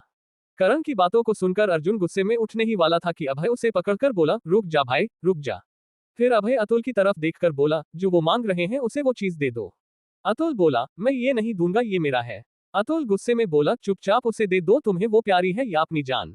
अभय की बातों को सुनकर अतुल मन में बोला, मैं तो खाता रहूंगा लेकिन उसके लिए मेरी जान भी जरूरी है। ये कहकर उसने हाथ पर पकड़ी चिप्स का पैकेट करण को देते हुए कहा, ये लो। करण बोला, तुम्हें डर नहीं लगता? यहाँ पर बैठे सभी लोग डर कर बैठे हुए हैं और तुम यहाँ मजे से चिप्स खा रहे हो। करण की सीरियस आवाज को सुनकर अतुल घबराते हुए बोला, मुझे डर नहीं लगता, मेरा एक भाई आर्मी में है, अगर उसे पता चला ना तो वो तुम लोगों को जिंदा नहीं छोड़ेगा। ये सुनकर उसके बगल में खड़े एक आतंकवादी हंसते हुए बोला, इस वक्त तुम्हारी जान की फिक्र कौन करेगा? उस आतंकवादी की बातों को सुनकर अतुल शांत हो गया। करण मन में बोला, तुम चिंता मत करो छोटे, तुम्हारा भाई ही रहा होगा। आदित्य मुस्कुराते हुए बोला, अबे भुक्कड़, अभी तुमने अगर उसे चिप्स नहीं दिया होता तो वो तुम्हें जान से मार देता। अतुल मुंह बनाते हुए बोला, तो क्या हुआ? मैंने उसे इतनी लंबी लाइन में खड़े होकर खरीदी थी और वो उसे बिना लाइन में खड़े, बिना मेहनत किए मुझसे छीन कर ले गया। मैं इसे छोड़ूंगा नहीं, देख लेना। अबे अब अपना मुंह बंद कर और चुपचाप से बैठ। आदित्य की गुस्से को देखकर अतुल शांत हो गया। तभी कप्तान आते हुए बोला, तुम सब लोगों के लिए एक खुशखबरी है, तुम्हारी सरकार ने हमारी बातें मान ली है। तुम लोगों को कुछ ही देर में छोड़ा जाएगा, लेकिन अगर किसी ने भी होशियारी दिखाने की कोशिश की तो समय से पहले उसकी जान चली जाएगी। ये कहकर वहां से चला गया। करण इधर उधर अपनी नजरें दौड़ाने लगा। आरव को देखकर उसने इशारे में कहा कि उसने अपना काम पूरा किया कि नहीं। आरव थम्स अप दिखाते हुए कहा कि सब ठिकाने लग गए हैं, अभी इन तीनों की बारी है। करण ने ओके का इशारा देते हुए कहा। फिर करण अतुल को चिढ़ाते हुए चिप्स खाने लगा। उसने मास्क पहन लिया था पर अपना मुंह खुला करके करण वो मजे से चिप्स खा रहा था। अतुल को गुस्सा आ रहा था लेकिन उसे ये पता नहीं था कि ये उन लोगों का एक प्लान था। फ्लैशबैक। आरव करण से बोला, जब मैं सभी लोगों को मारकर तुम्हारे तरफ आ जाऊंगा तो तुम अतुल के पास जाकर उसका चिप्स छीन लेना और उसे चिढ़ाकर खाना, ताकि अगर उन लोगों का नजरें हटा तो मैं उन लोगों को ठिकाने लगा सकता हूँ। अतुल के मुंह से खाना छीनना, भाई ऐसा हुआ तो वो मुझे मार देगा। आरव मुस्कुराते हुए बोला, तुम उसकी चिंता मत करो, मैं बाद में सब संभाल लूंगा। ठीक है फिर। करण में अपना गार्डन हिलाया और वहां से नीचे चला आया। प्रेजेंट। जब उन दोनों आतंकवादियों का ध्यान बिगड़ा, आरव तुरंत एक के गले के अंदर चाकू डाल दिया और उसे धीरे से फर्श में लिटाने लगा। जब लोगों ने देखा कि यहाँ क्या हो रहा है, वे लोग शांत हो गए। जो लोग लाइव देख रहे थे वो लोग भी दंग रह गए कि आखिर वहां चल क्या रहा है। जैसे ही आरव ने उसे नीचे रखा, दूसरे की तरफ लपक पड़ा। जैसे ही उसने अपना सर घुमाया, आरव ने उसके गले के अंदर चाकू आर पार कर दिया। जब बाहर खड़े लोगों ने ये नजारा देखे तो वे लोग सोच में पड़ गए कि आखिर यहाँ क्या हो रहा है। कौन है ये दोनों जो इन आतंकवादियों को इतने बेरहमी से मार रहे हैं? आरव ने करण की ओर इशारा किया। करण ने इशारा को समझकर वहां से दूसरी तरफ भागकर चला गया। आरव भी वहां से भाग गया और छुपकर देखने लगे। जैसे ही कप्तान वहां पर पहुंचा और उसने देखा कि उनके साथी मरे पड़े हुए हैं, तभी आरव और करण दौड़ते हुए कप्तान की ओर आते हुए दौड़ पड़े। कप्तान ने पूछा, ये किसने किया? लेकिन उन लोगों ने आरव और करण के बारे में कुछ भी नहीं बताया, क्योंकि उन्हें खुद उन दोनों के बारे में पता नहीं था कि वह आखिर थे कौन। सभी को ऐसे मौन धारण करता देखकर कप्तान ने अपनी बंदूक निकालकर एक लड़के के कनपटी में लगाकर बोला, कौन है वो? अगर तुमने नहीं बताया तो तुम अभी के अभी मारे जाओगे। तभी एक गोली हवा को चीरते हुए कप्तान के बाएं कंधे पर लगी और वो पीछे की तरफ गिर गया। उसने अपने उन दोनों साथियों को भावचक्के होकर देखने लगा। उसने उनसे कहा, तुम दोनों क्या कर रहे हो? तुम में मेरे ऊपर गोली क्यों चलाई? पागल हो गए हो क्या? उद्धरण चिन्ह। आरव और करण एक दूसरे की ओर देखकर मुस्कुराने लगे और उन दोनों ने अपना नकाब उतार दिया। जब वे दोनों अपना नकाब उतार रहे थे, पूरी दुनिया की नजरें उन पर थी और सभी के मन में एक ही सवाल उमड़ रहा था कि आखिर ये दोनों कौन है। जब उन दोनों ने अपना नकाब हटाया, कप्तान डर से कप कंपाने और बोला, मेजर आरव सिंह ओबरॉय। अरे भाई, यहाँ पर कैप्टन करण रॉय भी यहाँ पर मौजूद है। मेजर आरव और कैप्टन करण दोनों को अपने सामने देखकर कप्तान अपना कंधा पकड़कर भागने लगा। तभी एक और गोली उसके एक पांव पर लगी और वो वहीं पर गिर गया। जब अर्जुन और उसके भाई और बहनों ने जब देखा कि ये दोनों आतंकवादी के भेष में कोई और नहीं बल्कि उनके भाई आरव और करण है, ये देखकर वो सब दौड़क उन दोनों को गले लगा लिए। आरव बोला, भैया आप लोग ठीक तो हो ना? हम बिल्कुल ठीक है भाई। ये बोलकर सभी ने ग्रुप हग किया। जब शालिनी जी ने आरव को देखा जो अपने भाइयों के लिए उन आतंकवादियों से भी भिड़ गया है, जबकि उसका हालत अभी तक सुधरा नहीं है। सावित्री जी बोली, मैंने कहा था ना कि आरव अपने भाइयों और बहनों को कुछ होने नहीं देगा। अर्नव जी बोले, तुमने सही कहा सावित्री, अगर कोई उनके भाइयों पर उंगली उठाना भी चाहे तो इस हादसे के बाद कोई उन पर उंगली उठाने का हिम्मत भी नहीं करेगा। आरव कप्तान के पास जाकर बोला, तुम्हें यहूदी खान चाहिए ना, वो मास्टरमाइंड जो लोगों को इंसान नहीं बल्कि अपने पैरों का धूल समझता है। कश्मीर में उसने कई परिवारों को उजाड़ा, कईयों की जिंदगियां बर्बाद की, उसके वजह से हमने कई सारे आर्मी ऑफिसर खोए और तुम चाहते हो कि हम उसे छोड़ दें? अगर उसे जिंदा रहना होगा तो उसके लिए सलाखें ही काफी है। अगर उसने बाहर कदम रखा तो शायद ही तुम कभी उसे देख पाओगे। CH-17 a soldier always on duty. वैसे भी आरव से कई सारे आतंकवादी उसका नाम सुनकर ही कांपने लगते हैं, लेकिन इस वक्त तो कप्तान के सामने खुद आरव साक्षात खड़ा हुआ था। ऐसे में भगाना और अपनी जान बचाना दोनों ही बेकार था। तभी मॉल का गेट खुला। आर्मी और पुलिस वालों ने आतंकवादियों को चारों तरफ से घेर लिया था। आर्मी चीफ बोले, अगर कोई तुम्हारा साथी छुपे हुए हैं तो उन लोगों को सरेंडर करने के लिए बोल दो, वरना सबके सब मारे जाओगे। आर्मी चीफ की बातों को सुनकर आरव मुस्कुराते हुए बोला, चिंता करने की कोई बात नहीं है ऑफिसर, बाकी के सभी आतंकवादी नर्क लोक की यात्रा के लिए निकल चुके हैं।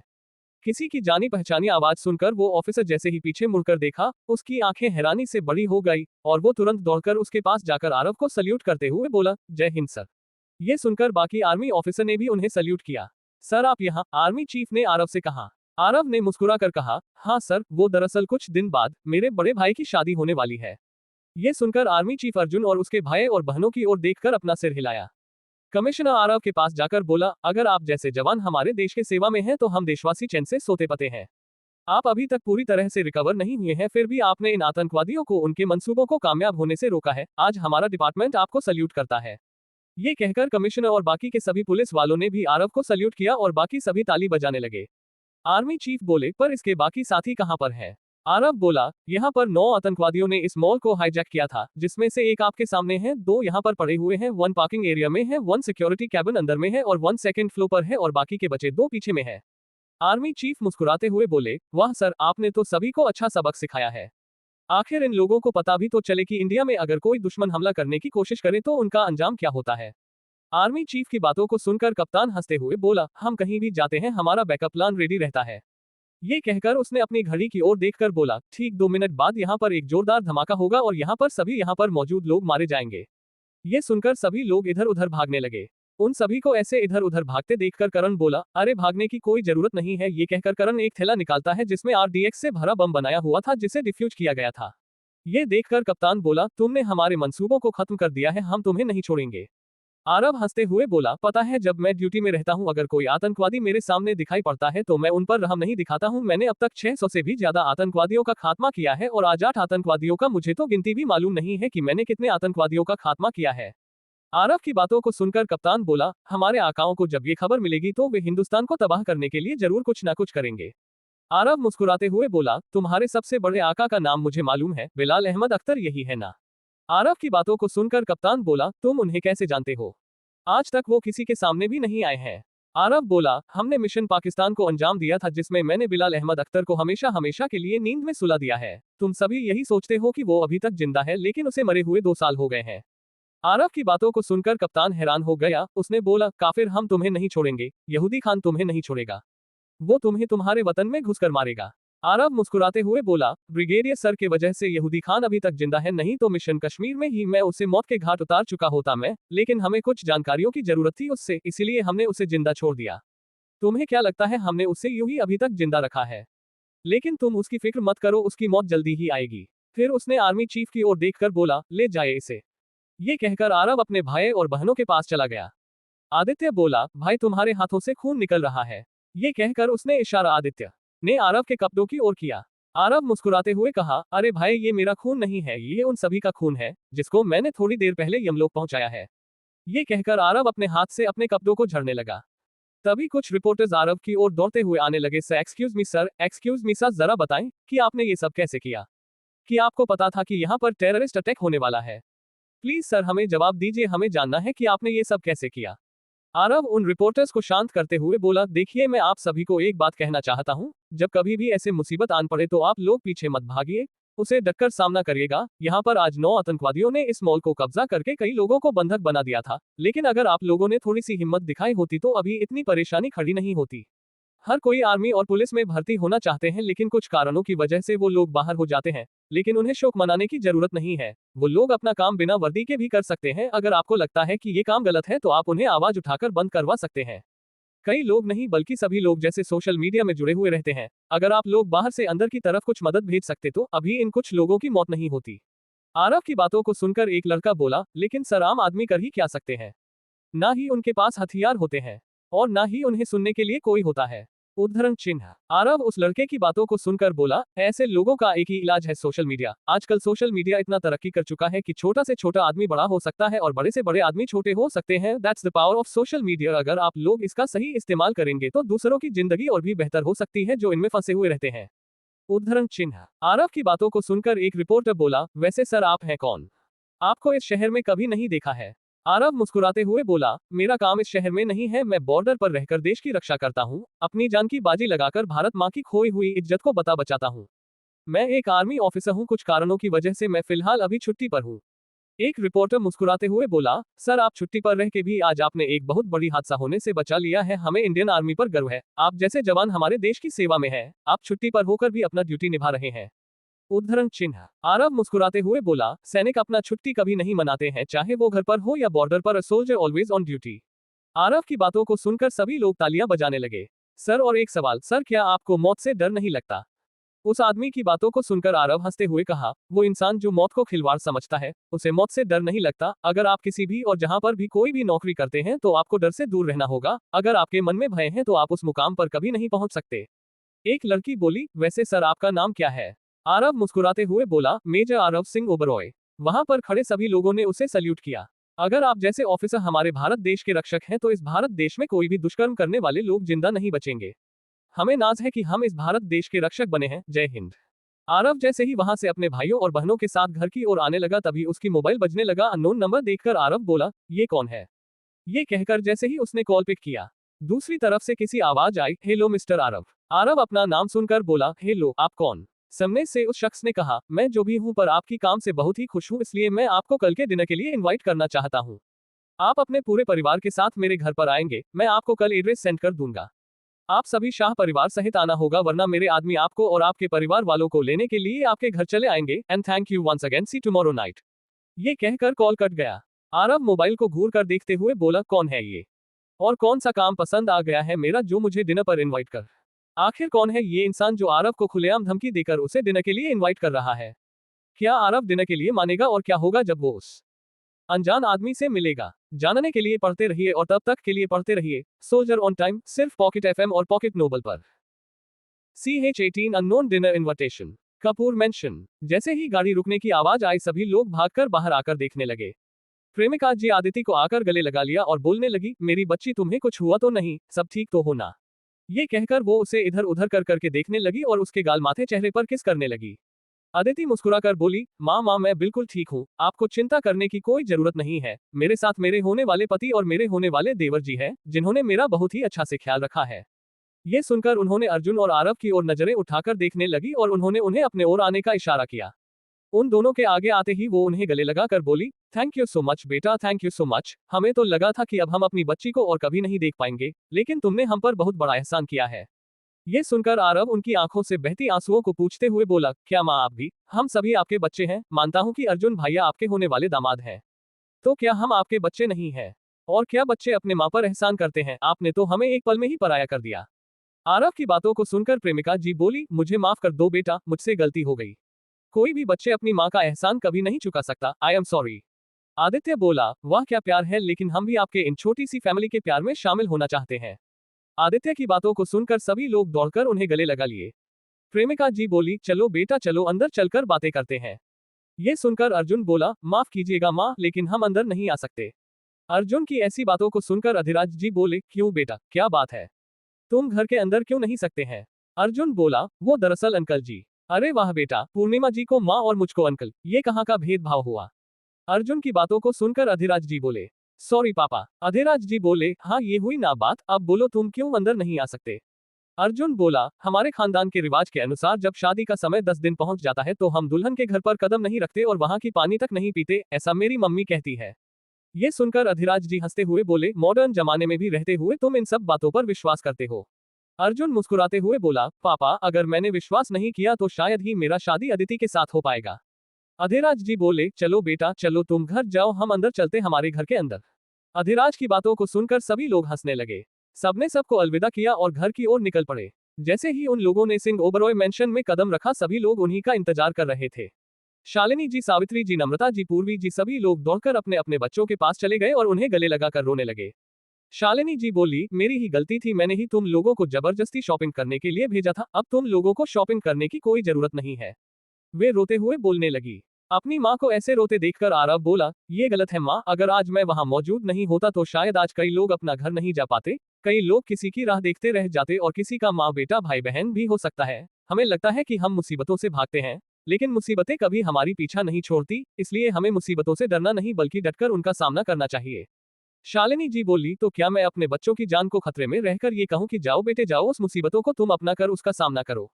आरव अपनी माँ को समझाते हुए कहा, मेरा मतलब ये नहीं है माँ, जो उस मुसीबत का सामना कर सकता है वही होता है असली देशभक्त। शालिनी जी बोली, तुम आर्मी का ज्ञान देना बंद करो और चुपचाप से अंदर चलो। ये कहकर वे सभी अंदर की ओर चले जाते हैं। आदित्य बोला, माँ फटाफट अब जाकर डिनर रेडी करवाए, मुझे बहुत जोरों से भूख लगी है, भैया ने वहां पर कुछ खाने ही नहीं दिया।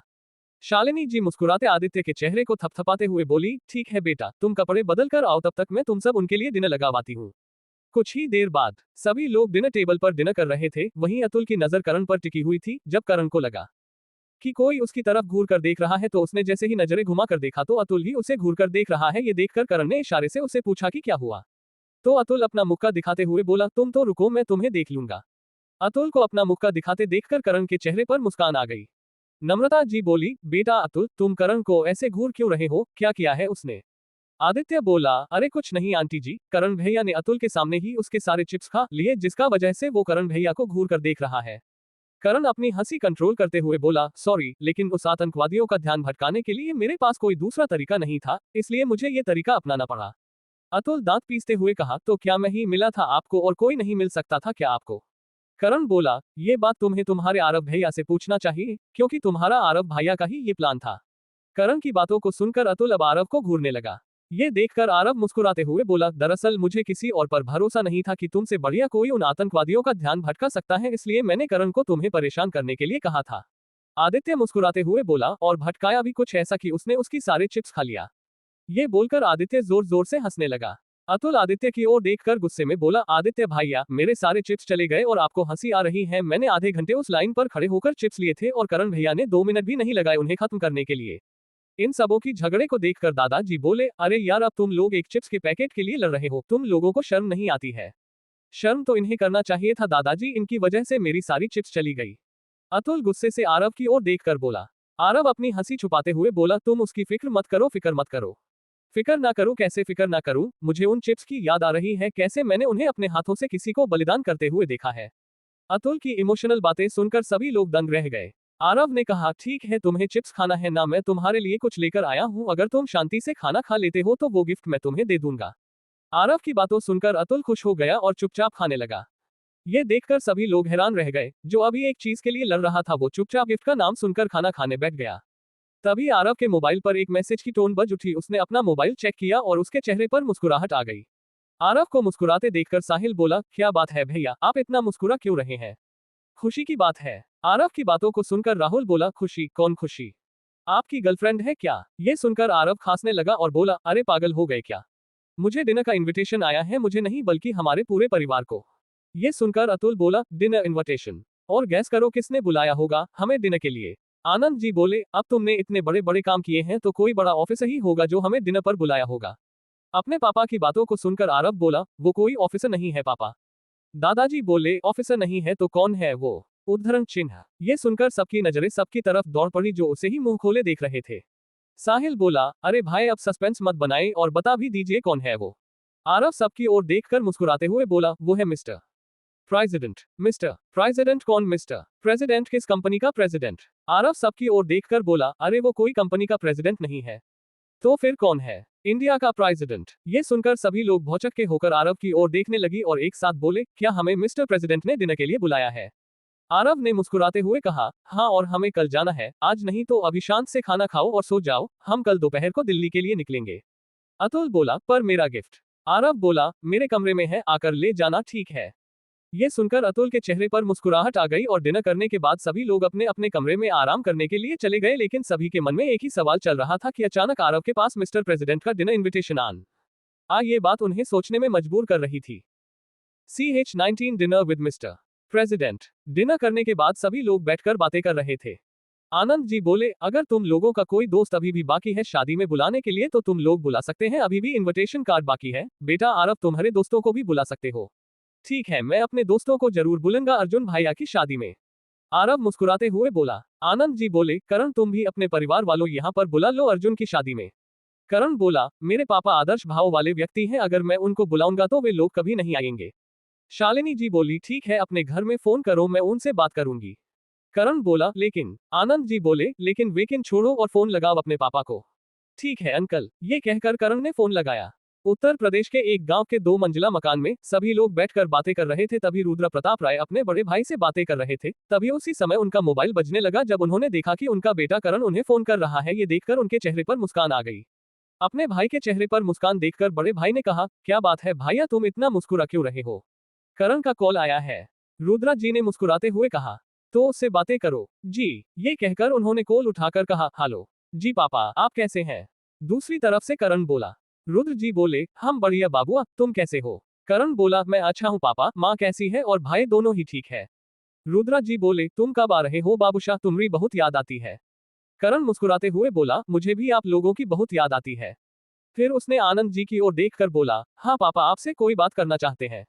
ये सुनकर रुद्र जी असमंजस से बोले, कौन है बेटा? करण बोला, मेरा एक दोस्त की माँ है। ठीक है बेटा, मोबाइल दे दो, हम बात करते हैं। अपने पापा की बातों को सुनकर करण ने अपना मोबाइल शालिनी जी की ओर बढ़ा दिया। शालिनी जी बोली, नमस्ते भाई साहब। दूसरी तरफ से रुद्रा जी बोले, जी नमस्ते। शालिनी जी बोली, नमस्ते, मैं आरव की माँ बोल रही हूँ। जी कहिए बहन जी। उद्धरण चिन्ह। रुद्र जी नम्र आवाज में बोले।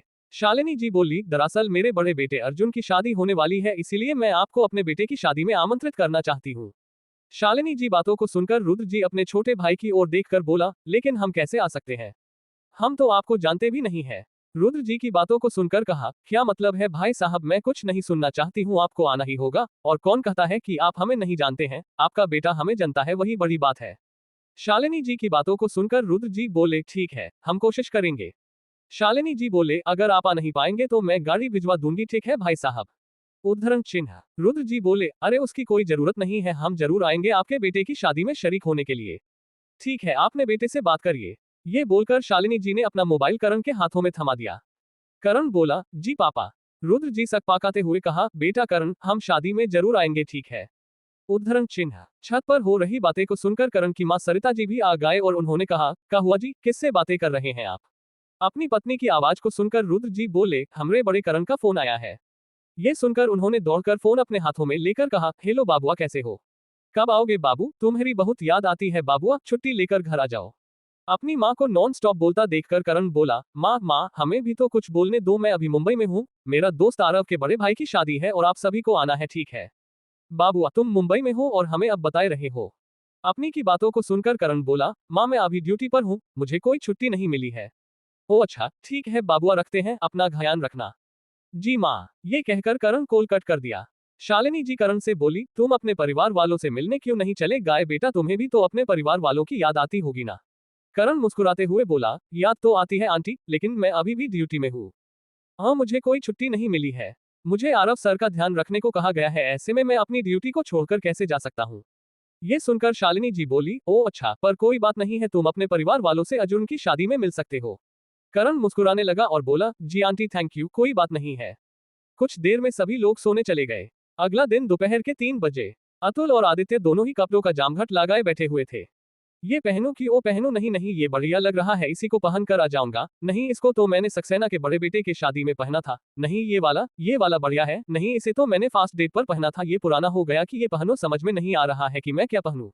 उद्धरण चिन्ह। तभी अतुल की मां नम्रता जी आती हुई दिखाई पड़ी। जब उन्होंने कमरे की हालत स्टोर रूम जैसे दिखाई पड़ा, उन्होंने अतुल की डांट लगाते हुए कहा, क्या तुम पागल हो गए हो या तुम्हारा कोई सामान खो गया है, जो तुमने अपने कमरे की हालत स्टोर रूम जैसे बना रखे हो? ये सुनकर अतुल अपनी मां की ओर देखकर बोला, आप सही समय पर आए हैं मां, जल्दी से जल्दी मुझे एक अच्छे कपड़े ढूंढ कर दीजिए। नम्रता जी बोली, तुम कहीं जा रहे हो क्या? किसी फ्रेंड्स के पार्टी में? ये सुनकर अतुल बोला, अरे नहीं माँ, आज के डिनर के लिए मुझे सबसे अच्छे से तैयार होना है ताकि मेरा इंप्रेशन खराब ना हो। नम्रता जी बोली, ठीक है, मैं तुम्हारे लिए कपड़े ढूंढ लेती हूँ, तब तक तुम बाकी कपड़े को कबर्ड के अंदर में डालो। जी माँ, फटाफट, देरी नहीं होना चाहिए। ठीक है, पहले तुम इन्हें इनकी स्थान पर रखो। थोड़ी देर बाद अमृता जी ने अतुल के लिए एक 3 पीस सूट को पसंद किया है और उन्होंने कहा, बेटा तुम इस ड्रेस में बढ़िया लगोगे। अतुल बोला, अरे मैंने इसे कैसे नहीं देखा, इसे मुझे दादाजी ने गिफ्ट किया था, मैं इसी को ही पहन कर जाऊंगा और सबको हैरान कर दूंगा। अतुल की बातों को सुनकर नम्रता जी बोली, ठीक है, और अभी उछल कूद करना बंद करो और नहा धोकर तैयार रहना, जब हमें जाने का समय हो जाएगा मैं तुम्हें बुलाने के लिए आ जाऊंगी, ठीक है? जी माँ, मैं तैयार रहूंगा। उद्धरण चिन्ह। अतुल बेड पर फैलते हुए बोला, भाई तुमने कमरा का क्या हाल किया है? आदित्य की कमरे की ऐसी हालत को देखकर अभय आदित्य से बोला। अभय को अपने सामने देखकर आदित्य बोला, अभय भाइया, आप सही समय पर आए हैं, प्लीज आप मेरे लिए एक ड्रेस ढूंढ कर दे दीजिए ना, ताकि मैं आज की डिनर में सबसे हैंडसम दिख सकूं। अभय उसकी ओर देखकर कहा, अच्छा अगर तुम हैंडसम लगोगे तो हम लोग क्या बदसूरत लगेंगे? आदित्य दांत दिखाते हुए बोला, नहीं भैया, बस मैं आपसे थोड़ा सा ज्यादा हैंडसम लगना चाहता हूँ ताकि सभी लोगों का अट्रैक्शन मेरे तरफ ही हो। ये सुनकर अभय बोला, ठीक है, मैं तुम्हारी मदद करता हूँ। ये कहकर उसने भी आदित्य के लिए एक 3 पीस सूट उसके लिए चुन कर दे दिया। आदित्य बोला, हाँ वाह भैया, आपका चॉइस बहुत ही अच्छा है, थैंक यू सो मच, आज तो मैं कहर ढाऊंगा। उद्धरण चिन्ह। अभय बोला, ठीक है, तुम अभी बिखरे हुए कमरे को सजाओ और नहा धोकर रेडी रहो, जब समय हो जाएगा तो मैं तुम्हें बुलाने के लिए आ जाऊंगा। उद्धरण चिन्ह। ठीक है भैया, मैं तैयार रहूंगा। सभी लोग अपने अपने कमरे में ड्रेस चुनने में व्यस्त थे। आरव और करण दोनों ही लिविंग रूम में बैठे हुए थे और उन सभी लोगों के हरकतें को देखकर उन्हें हंसी आ रही थी। तभी पीछे से नैना बोली, हेलो आरव और करण, कैसे हो और तुम्हारी तबीयत कैसी है? आरव मुस्कुराते हुए बोला, हम दोनों ही बढ़िया हैं, आप बताइए आप कैसे हैं? मैं बिल्कुल ठीक हूँ। फिर नैना इधर उधर देखकर बोली, क्या बात है, आज कोई यहाँ पर नजर नहीं आ रहा है, कहाँ चले गए हैं सबके सब? करण बोला, आज हमें एक खास डिनर के लिए जाना है, इसीलिए सब लोग तैयार हो रहे हैं। नैना बोली, खास डिनर? लेकिन मुझे तो किसी ने बताया इस डिनर के बारे में। आरव मजाकिये लहजे में बोला, आप तो अपने पेशेंट के साथ बिजी रहते हैं, तो आपको कैसे पता चलेगा? ये बात तो सही है भाई। ये कर कर वो वहां पर बैठ गई और कहा, तुम लोग तैयार होने के लिए नहीं गए हो, तुम्हें क्या नहीं जाना है खास डिनर के लिए? नैना की बातों को सुनकर आरव बोला, ये खास डिनर वाले इंसान के साथ मैं 2 बार डिनर कर चुका हूँ, एक बार आर्मी टेंट पर और एक बार ऑफिशियल मीटिंग के दौरान। नैना आरव और करण की ओर देखकर बोली, मैं कैसी लग रही हूँ? हम। आरव बोला, वेल आप बहुत ही खूबसूरत लग रही हैं, पर आप क्यों पूछ रही हैं? नैना बोली, दरअसल मैं भी इस खास डिनर पर जाना चाहती हूँ। आरव बोला, ठीक है चलिए साथ में चलेंगे। अरे भाई, कहाँ जाने की बात हो रही है? तभी पीछे से आवाज आई। कपूर खानदान के सभी लोगों को देखकर आरव और करण खड़े होकर उन्हें देख रहे थे। आप लोग इस वक्त? हाँ क्यों भाई, हम आ नहीं सकते? आरव की बातों सुनकर अधिराज जी बोले। आरव मुस्कुराते हुए बोला, नहीं पर। अधिराज जी बोले, कुछ नहीं, तुम्हारे पापा से कुछ बातें करनी है इसलिए आया हूँ, और तुम्हारी भाभी तुम्हारी मामी सब तुम्हारे परिवार वालों से मिलने आए हैं। अच्छा एक बात बताओ, कोई नजर क्यों नहीं आ रहा है? करण बोला, क्योंकि सभी लोग तैयार हो रहे हैं। अधिराज जी बोले, कहीं जा रहे हो? सीढ़ियों से आनंद जी की आवाज आई, अरे समधी जी क्या बात है? आइए आइए बैठिए। आनंद जी को इस तरह से तैयार देखकर बोला, क्या बात है समधी जी, इतने सज सवार के कहाँ जा रहे हैं? आनंद जी बोले, हमें आज एक खास डिनर इनविटेशन में जाना है, इसलिए आप लोग आ ही गए हैं तो चलिए साथ में चलते हैं। ये सुनकर अधिराज जी बोले, अरे नहीं, आपके खास डिनर में हम जाकर क्या करेंगे? वैसे भी हमें सिर्फ कुछ बातें ही करनी थी। अरे कोई बात नहीं है, चलिए ना। शालिनी जी रिक्वेस्ट करते हुए बोली। वैसे भी अभी यहाँ कोई भी घर पर नहीं रहने वाले हैं, सभी लोग जा रहे हैं। उद्धरण चिन्ह। आनंद जी बोले, अरे समधी जी ना नूकुर करना बंद कीजिए और चलिए आप भी हम लोगों के साथ। पर हम। अधिराज जी कुछ बोले पाते उससे पहले ही आनंद जी बोले, नहीं सुनना चाहते? ठीक है समधी जी, चलिए फिर हम भी चलते हैं उस खास डिनर पर आप लोगों के साथ। शालिनी जी आरव को देखकर बोली, बेटा तुम तैयार नहीं होंगे? आरव बोला, नहीं माँ, मैं अभी जाने ही वाला था कि अंकल आंटी आ गए यहाँ पर। कुछ देर बाद सभी लोग वहां पर जमा हो गए। आरव सभी को देखकर बोला, अगर अभी भी कुछ मेकअप सेकअप लगाना है तो लगा लीजिएगा, मैं 5 मिनट में आ रहा हूँ।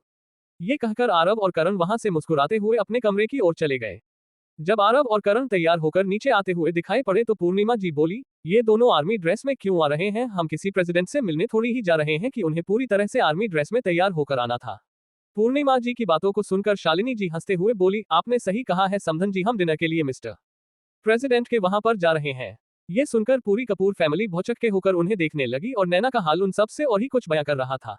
उसने मन में कहा, क्या मैं आज मिस्टर प्रेसिडेंट के साथ डिनर करूंगी? ये सोचकर ही उसके मन में कई प्रकार के ख्याल उठने लगे। जब उन सभी ने प्रेसिडेंशियल पैलेस के अंदर अपना कदम रखा, बहुत सारे सर्विस स्टाफ उनके स्वागत में खड़े हुए थे। उन्होंने देखा कि मिस्टर प्रेसिडेंट खुद उन्हें स्वागत करने के लिए खड़े हुए थे। वो सभी उनके पास चले गए। आरव और करण अपने रेस्पेक्ट के लिए उन्होंने उसे सल्यूट करते हुए कहा, जय हिंद सर। ये सुनकर मिस्टर प्रेसिडेंट ने भी उन्हें सल्यूट किया और उन्हें सीधे डाइनिंग टेबल पर लेकर बैठाया गया। सभी ने खूब हंसी खुशी के साथ डिनर किए, उन्हीं के साथ पिक्चर्स लिए और 11 बजे वहां से निकल गए। सभी के चेहरे पर बहुत ही खुशी थी कि आज उन्होंने मिस्टर प्रेसिडेंट के साथ डिनर किया। कई लोगों का सपना होता है कि वो सभी एक दिन मिस्टर प्रेसिडेंट के साथ डिनर करें और आज उनका सपना सच हो गया है। CH20 हल्दी की रस्म। अगले दिन सुबह सब नाश्ते के टेबल पर बैठे हुए थे। नम्रता जी सबों की ओर देखकर बोली, हमने सोचा भी नहीं था कि हम एक दिन मिस्टर प्रेसिडेंट डिनर करेंगे। ये सुनकर सभी ने आरव की ओर देखकर बोला, थैंक यू बेटा, आज तुम्हारी वजह से हमें मिस्टर प्रेसिडेंट के साथ डिनर करने का मौका मिला। अभय बोला, हाँ भाई, तुम्हारी वजह से आज हम मिस्टर प्रेसिडेंट के साथ डिनर करके आए। हमने तो कभी सोचा भी नहीं था कि ऐसा भी दिन आएगा कि आमने सामने बैठकर हम मिस्टर प्रेसिडेंट से बातें करेंगे। सावित्री जी बोली, वो सब छोड़िए, अब आगे क्या ध्यान दीजिए। कल अर्जुन और अदिति की हल्दी की रस्म है, तो सभी को सुबह मौजूद रहना है। पहले पूजा होगी, फिर अर्जुन को हल्दी लगाया जाएगा, क्योंकि बाद में उसी हल्दी को अदिति के ऊपर भी लगाया जाएगा। शालिनी जी करण की ओर देखकर बोली, बेटा करण तुम्हारे मम्मी पापा कब तक आने वाले हैं? ये सुनकर करण बोला, जी आंटी मैंने उन्होंने कॉल किया था, 10 बजे तक वो सभी स्टेशन पहुंच जाएंगे। करण की बातों को सुनकर आनंद जी बोले, तुमने उन्हें रेल यात्रा करने को क्यों कहा? वे चाहते तो हम अपना प्राइवेट फ्लाइट भेज देते उन्हें लाने के लिए। करण मुस्कुराते हुए बोला, अगर आपने उन्हें लाने के लिए कुछ भी का बंदोबस्त किया होता तो वो कभी नहीं आते, क्योंकि मेरे पापा आदर्श भाव रखने वाले व्यक्ति हैं, चाहे कुछ भी हो जाए वो किसी का एहसान माना नहीं चाहते। आनंद जी बोले, बेटा ये कोई एहसान तो नहीं है। करण बोला, आपको लगता है कि ये एहसान नहीं है, लेकिन मेरे पापा को कौन समझाए जो पुराने खलात वाले व्यक्ति हैं। ये सुनकर सब लोग हंसने लगे। तभी करण की मोबाइल बजने लगा, उसने स्क्रीन पर देखा तो उसके पापा उससे कॉल कर रहे थे। उसने फटाक से कॉल उठाकर कहा, जी पापा कहाँ पर पहुंचे? ये सुनकर रुद्र जी बोले, बेटा हम मुंबई पहुंचने ही वाले हैं। ठीक है पापा, मैं थोड़ी देर में गाड़ी लेकर स्टेशन पर पहुंचता हूं, आप लोग वहीं पर रहिएगा। ये सुनकर रुद्र जी बोले, ठीक है बेटा, हम लोग इंतजार करेंगे। ये कहकर उन्होंने कॉल कर दिया। शालिनी जी बोली, किसका कॉल था बेटा? करण बोला, आंटी पापा का कॉल था, वो लोग मुंबई पहुंचने ही वाले हैं। शालिनी जी बोली, ठीक है बेटा, हम गाड़ी भिजवा देते हैं। ये सुनकर करण बोला, नहीं आंटी उसकी जरूरत नहीं है, मैं खुद उन्हें लेने के लिए आऊंगा। नाश्ता कर लो उसके बाद चले जाना। जी आंटी। ये कहकर सभी लोग खाना खाने लगे और कल की तैयारी के लिए अपने कामों पर व्यस्त हो गए। वहीं उधर जैसे ही ट्रेन रुकी, रुद्र जी और उसके परिवार वाले ट्रेन से उतरे ही थे कि एक लड़का रुद्र जी का बटुआ लेकर भागने ही वाला था कि उन्होंने उसके कंधे को पकड़कर बोला, क्यों बेटा, बहुत ही जल्दी में हो, कुछ काम है क्या? ये सुनकर वो लड़का बोला, कुछ कुछ नहीं अंकल, मैं तो बस यूं ही गुजर रहा था। रुद्रा जी मुस्कुराते हुए बोले, गुजर ही रहा था तो मेरा पर्स लेकर क्यों जा रहे हो? पर्स? कौन सी पर्स? आपको कोई गलतफहमी हुई है अंकल, मेरे पास कोई पर्स नहीं है। उस लड़के को झूठ बोलता देखकर रुद्र जी उस लड़के की कमर को पकड़कर उसे ऊपर उठा दिया। ये देखकर आसपास जा रहे व्यक्ति खड़े हो गए और उनके तरफ देखने लगी। वो लड़का चिल्लाते हुए बोला, अरे मुझे बचाओ, ये मुझे मारना चाहता है। ये सुनकर लोगों ने रुद्र जी की ओर देखकर कहा, अरे आप इस लड़के को इस तरह क्यों पकड़कर उठाए हैं? अगर वो गिर जाएगा तो पटरी के नीचे आ सकता है और उसकी जान जा सकती है। उस आदमी की बातों को सुनकर रुद्र जी उस लड़के की ओर देखकर बोला, अरे बच्चे तुम्हारा तरीका बहुत ही अच्छा है, पर मुझसे अच्छा नहीं। ये कहकर उन्होंने उसका बेल्ट खींच दिया, जिस वजह से उनका पर्स नीचे गिर गया। लोगों का भीड़ देखकर टीटी भी वहां पर आ गए और बोले, ये सब क्या हो रहा है, इतना भीड़ क्यों है? तभी उन्होंने देखा कि एक 55-60 का एक आदमी 25-26 साल का एक नवयुवक को पकड़कर उठाए रखा है, तो उन्होंने उनसे कहा, आप उसे तुरंत नीचे रखें वरना मैं अभी पुलिस को बुला लूंगा। टीटी को देखकर रुद्र जी बोले, उसकी कोई जरूरत नहीं है टीटी साहब, जरा इन्हें देखिए, इस नौजवान को, इसके जैसे नौजवान के कारण हमारी देश प्रगति नहीं हो रही है।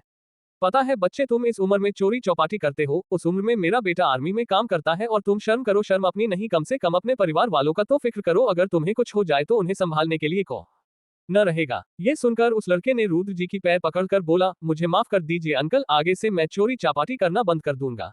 लेकिन मैं खुशी से चोरी चापाटी नहीं करता हूँ, ये मेरी भी मजबूरी है अंकल। ये सुनकर रुद्र जी ने अपने पास से 2000 का नोट उस लड़के को देते हुए कहा, अगर तुम्हारी कुछ मजबूरी है तो नौकरी करो और उस मजबूरी को खत्म करो। ये कहकर उन्होंने उस लड़के को पैसा थमाकर वहां से चले गए। तभी उनकी नजर अपने बड़े बेटे करण पर पड़ी। करण दौड़कर आया और उसने अपने मम्मी पापा के पांव छूकर आशीर्वाद लिया। अपने बेटे को देखकर रुद्र और सरिता जी भावुक हो गए और उन्होंने उसे गले लगा लिया। तभी पीछे से वरुण बोला, अरे भाई मैं भी हूँ इधर। अरे तू पीछे क्यों खड़ा है, इधर आ। करण बोला और ये कहकर उसने भी उसे गले लगा लिया। रुद्र जी कुछ समझ नहीं रहे थे कि वो मुंबई में क्या कर रहा था, जबकि उसकी पोस्टिंग तो कश्मीर में थी। उन्होंने करण से कहा, बेटा तुम्हारी पोस्टिंग तो कश्मीर में थी ना, तो क्या हुआ तुम अचानक मुंबई में आ गए और हमें बताया भी नहीं? अपने पापा की बातों को सुनकर करण ने एक लंबी सांस लेकर कहा, ये एक लंबी कहानी है पापा, दरअसल हम लोग एक मिशन पर गए थे और उस मिशन पर, ये कहकर उसने सारी घटना बता दिया, जिसे सुनकर सब लोग दंग रह गए। सरिता जी बोली, वो सच में महान है, हम उस महान व्यक्ति से मिलना चाहते हैं बेटा। चिंता मत करिए माँ, मैं उन्हीं के घर में रहता हूँ। फिर सभी लोग सिंह ओबरॉय खानदान के घर के बाहर में पहुंचे तो घर की बनावट को देखकर सब लोग दंग रह गए। रुद्र जी वहां पर चारों तरफ नजरें दौड़ाकर बोले, बेटा क्या हम यहाँ पर रहने वाले हैं? अपने पापा की ऐसी शक्ल को देखकर करण मुस्कुराते हुए बोला, हाँ पापा यही है मेरे दोस्त का घर। करण की बातों को सुनकर उन तीनों को यकीन ही नहीं हो रहा था कि वो इतने आलीशान बंगलों पर रहने वाले हैं। जब वो लोग अंदर गए तो शालिनी जी उनकी स्वागत में खड़ी हुई थी। उन्होंने कहा, नमस्ते। आए आए, हमें आप ही लोगों का इंतजार था, बड़ी देर लगा दी आप लोगों ने। ये सुनकर रुद्र जी बोले, अरे नहीं बहन जी, दरअसल एक लड़का मिल गया था, हम उन्हें ही ज्ञान दे रहे थे, इसलिए थोड़ा सा देर हो गया, ज्ञान दे रहे थे। ये सुनकर शालिनी जी बोली, ऐसा कौन मिल गया था जिसे आप ज्ञान दे रहे थे? रुद्र जी आहें भरते हुए बोले, था एक नौजवान। आइए अंदर चलते हैं। उद्धरण चिन्ह विश्वास, शालिनी जी ने अंदर आते ही आवाज लगाकर कहा। तभी एक नौकर उनके सामने आकर खड़ा हो गया और कहा, जी मालकिन, तुम इन्हें इनका कमरा दिखा दो। शालिनी जी विश्वास से बोली, जी मालकिन, चलिए साहब। उस नौकर की बातों को सुनकर रुद्र जी बोले, अरे बेटा हमें साहब मत पुकारो, हम तुम्हें साहब लगते हैं क्या? तुम हमें पिताजी या चाचा कहकर पुकार सकते हो। रुद्रा जी की बातों को सुनकर वो नौकर उनकी ओर हैरानी से देखने लगा, क्योंकि आज पहली बार उसके साथ किसी मेहमान ने ऐसा बर्ताव किया था, क्योंकि हर आने वाला मेहमान उनके साथ बुरा ही प्रताप करता है। ये देखकर उसने मुस्कुराते हुए कहा, बोला, ठीक है चाचा जी, आइए मैं आपको आपका कैमरा दिखा देता हूँ। कुछ देर बाद डिनर टेबल पर सभी लोग बैठे हुए थे। आनंद जी कुछ काम से बाहर गए हुए थे। जब उन्होंने करण के माता पिता और उनके भाई को देखा, उन्होंने कहा, अरे भाई साहब कैसे हैं आप? रुद्र की मुस्कुराते हुए बोले, अरे भाई साहब हम बढ़िया हैं, आप बताइए आप कैसे हैं? आनंद जी बोले, हम तो मस्त मौला हैं, आप बताइए आपका सफर कैसा रहा? सफर तो मत पूछिए, ऐसा सफर हम हमेशा ही करते रहते हैं। ये सुनकर आनंद जी मुस्कुराने लगे और सभी लोग मिलकर बातें करने लगे। पर कोई और भी था जिसकी नजर उस पर से हट नहीं रही थी। वो बार बार उसे चुपके चुपके घूर घूर कर उसे देख रही थी। वो बोली, लड़का तो बहुत ही हैंडसम है, बस एक बार हाँ बोल दे तो मैं अपनी साड़ी की आंचल पर बांध कर रखूंगी और कहीं पर जाने नहीं दूंगी। जब अनु ने अर्पिता को ऐसी बड़बड़ाते हुए देखा तो वो बोली, पागल हो गई है क्या? तब से क्या बड़बड़ा रही हो? अरे कुछ नहीं अनु, अब खाना खाने में ध्यान दो, अर्पिता ने कहा और चुपके चुपके से वरुण की ओर देखने लगी। जब वरुण की नजर अर्पिता पर पड़ी तो अर्पिता शर्माने लगी। ये देखकर वरुण मन में बोला, पागल है क्या ये लड़की, ऐसे शर्मा क्यों रही है? ये कहकर वो खाना खाने में व्यस्त रह गया। अगले दिन सभी कोई अर्जुन को हल्दी लगा रहे थे। सब लोग खुश थे, म्यूजिक बजने लगी, सभी लोग नाचते गाते अपने ही मस्ती में खोए हुए थे। अरे यार बस एक बार मेरी ओर देखना, क्या हो जाएगा? जब से मैंने इसे देखा है मेरी रातों की नींद उड़ गई है। जब वरुण डांस फ्लोर पर नाच रहा था, अर्पिता भी उसके सामने आ धमकी और उसके साथ डांस करने लगी। अर्पिता को अपने सामने डांस करता देखकर वरुण उससे चढ़ने लगा है और बोला, अरे इस लड़की की प्रॉब्लम क्या है यार, मेरे पीछे ही पड़ा हुआ है। ये कहकर वो वहां नीचे उतर गया तो अर्पिता भी नीचे उतर गई। जब वरुण ने देखा कि वो लड़की उसका पीछा कर रही है, या देखकर वो इधर उधर जाने लगा और जाकर एक दीवार के पीछे छुप गया। जैसे ही अर्पिता उस दीवार के पास पहुंची, वरुण झट से आगे या धमका। वरुण के अचानक सामने आ जाने से अर्पिता डर गई और पीछे की ओर गिरने लगी। तभी वरुण ने उसकी कमर पकड़ ली और बोला, तुम्हारी प्रॉब्लम क्या है? हाँ, जब से आया हूँ तब से मुझे घूरे जा रही हो और आज तो तुमने हद ही कर दी, मेरे पीछे पीछे क्यों घूम रही हो? हाँ। वरुण के इतने करीब आ जाने पर अर्पिता के मुंह से एक भी शब्द ही नहीं निकल रहा था। ये देखकर वरुण उसे वहीं पर छोड़कर चला गया। अर्पिता होश में आते हुए बोली, अरे यार इतना करीब था लेकिन मेरे मुंह से कुछ निकला ही नहीं, पता नहीं मुझे क्या हो जाता है। इन दोनों की हरकतें आरव देख रहा था और मुस्कुराते हुए सोचने लगा, पागल यही तो प्यार है, और तुम्हें ऐसे वैसे लड़के से नहीं बल्कि एक सनकी लड़के से प्यार हो गया है। अगर तुमने उसके दिल में जगह बना लिया तो वो तुम्हें मरते दम तक नहीं छोड़ेगा। फिर उन दोनों को देखकर मुस्कुराते हुए आरव वहां से चला गया। अर्जुन को हल्दी लगने के बाद वो हल्दी अदिति को भी लगी। दोनों परिवार में ये बंधने वाली रिश्ता पता नहीं आगे जाकर कौन सी मोड़ लेगा। क्या अर्पिता और वरुण एक हो पाएंगे? क्या अर्पिता वरुण के दिल में अपने लिए प्यार जगह? और क्या होगा जब इन दोनों के प्यार के बारे में परिवार वालों को पता चलेगा? क्या ये प्यार के पंछी एक साथ उड़ पाएंगे या दोनों के पंख काट दिए जाएंगे? जाने के लिए पढ़ते रहिए एक था सोल्जर, सिर्फ पॉकेट एफएम और पॉकेट नोवेल पर।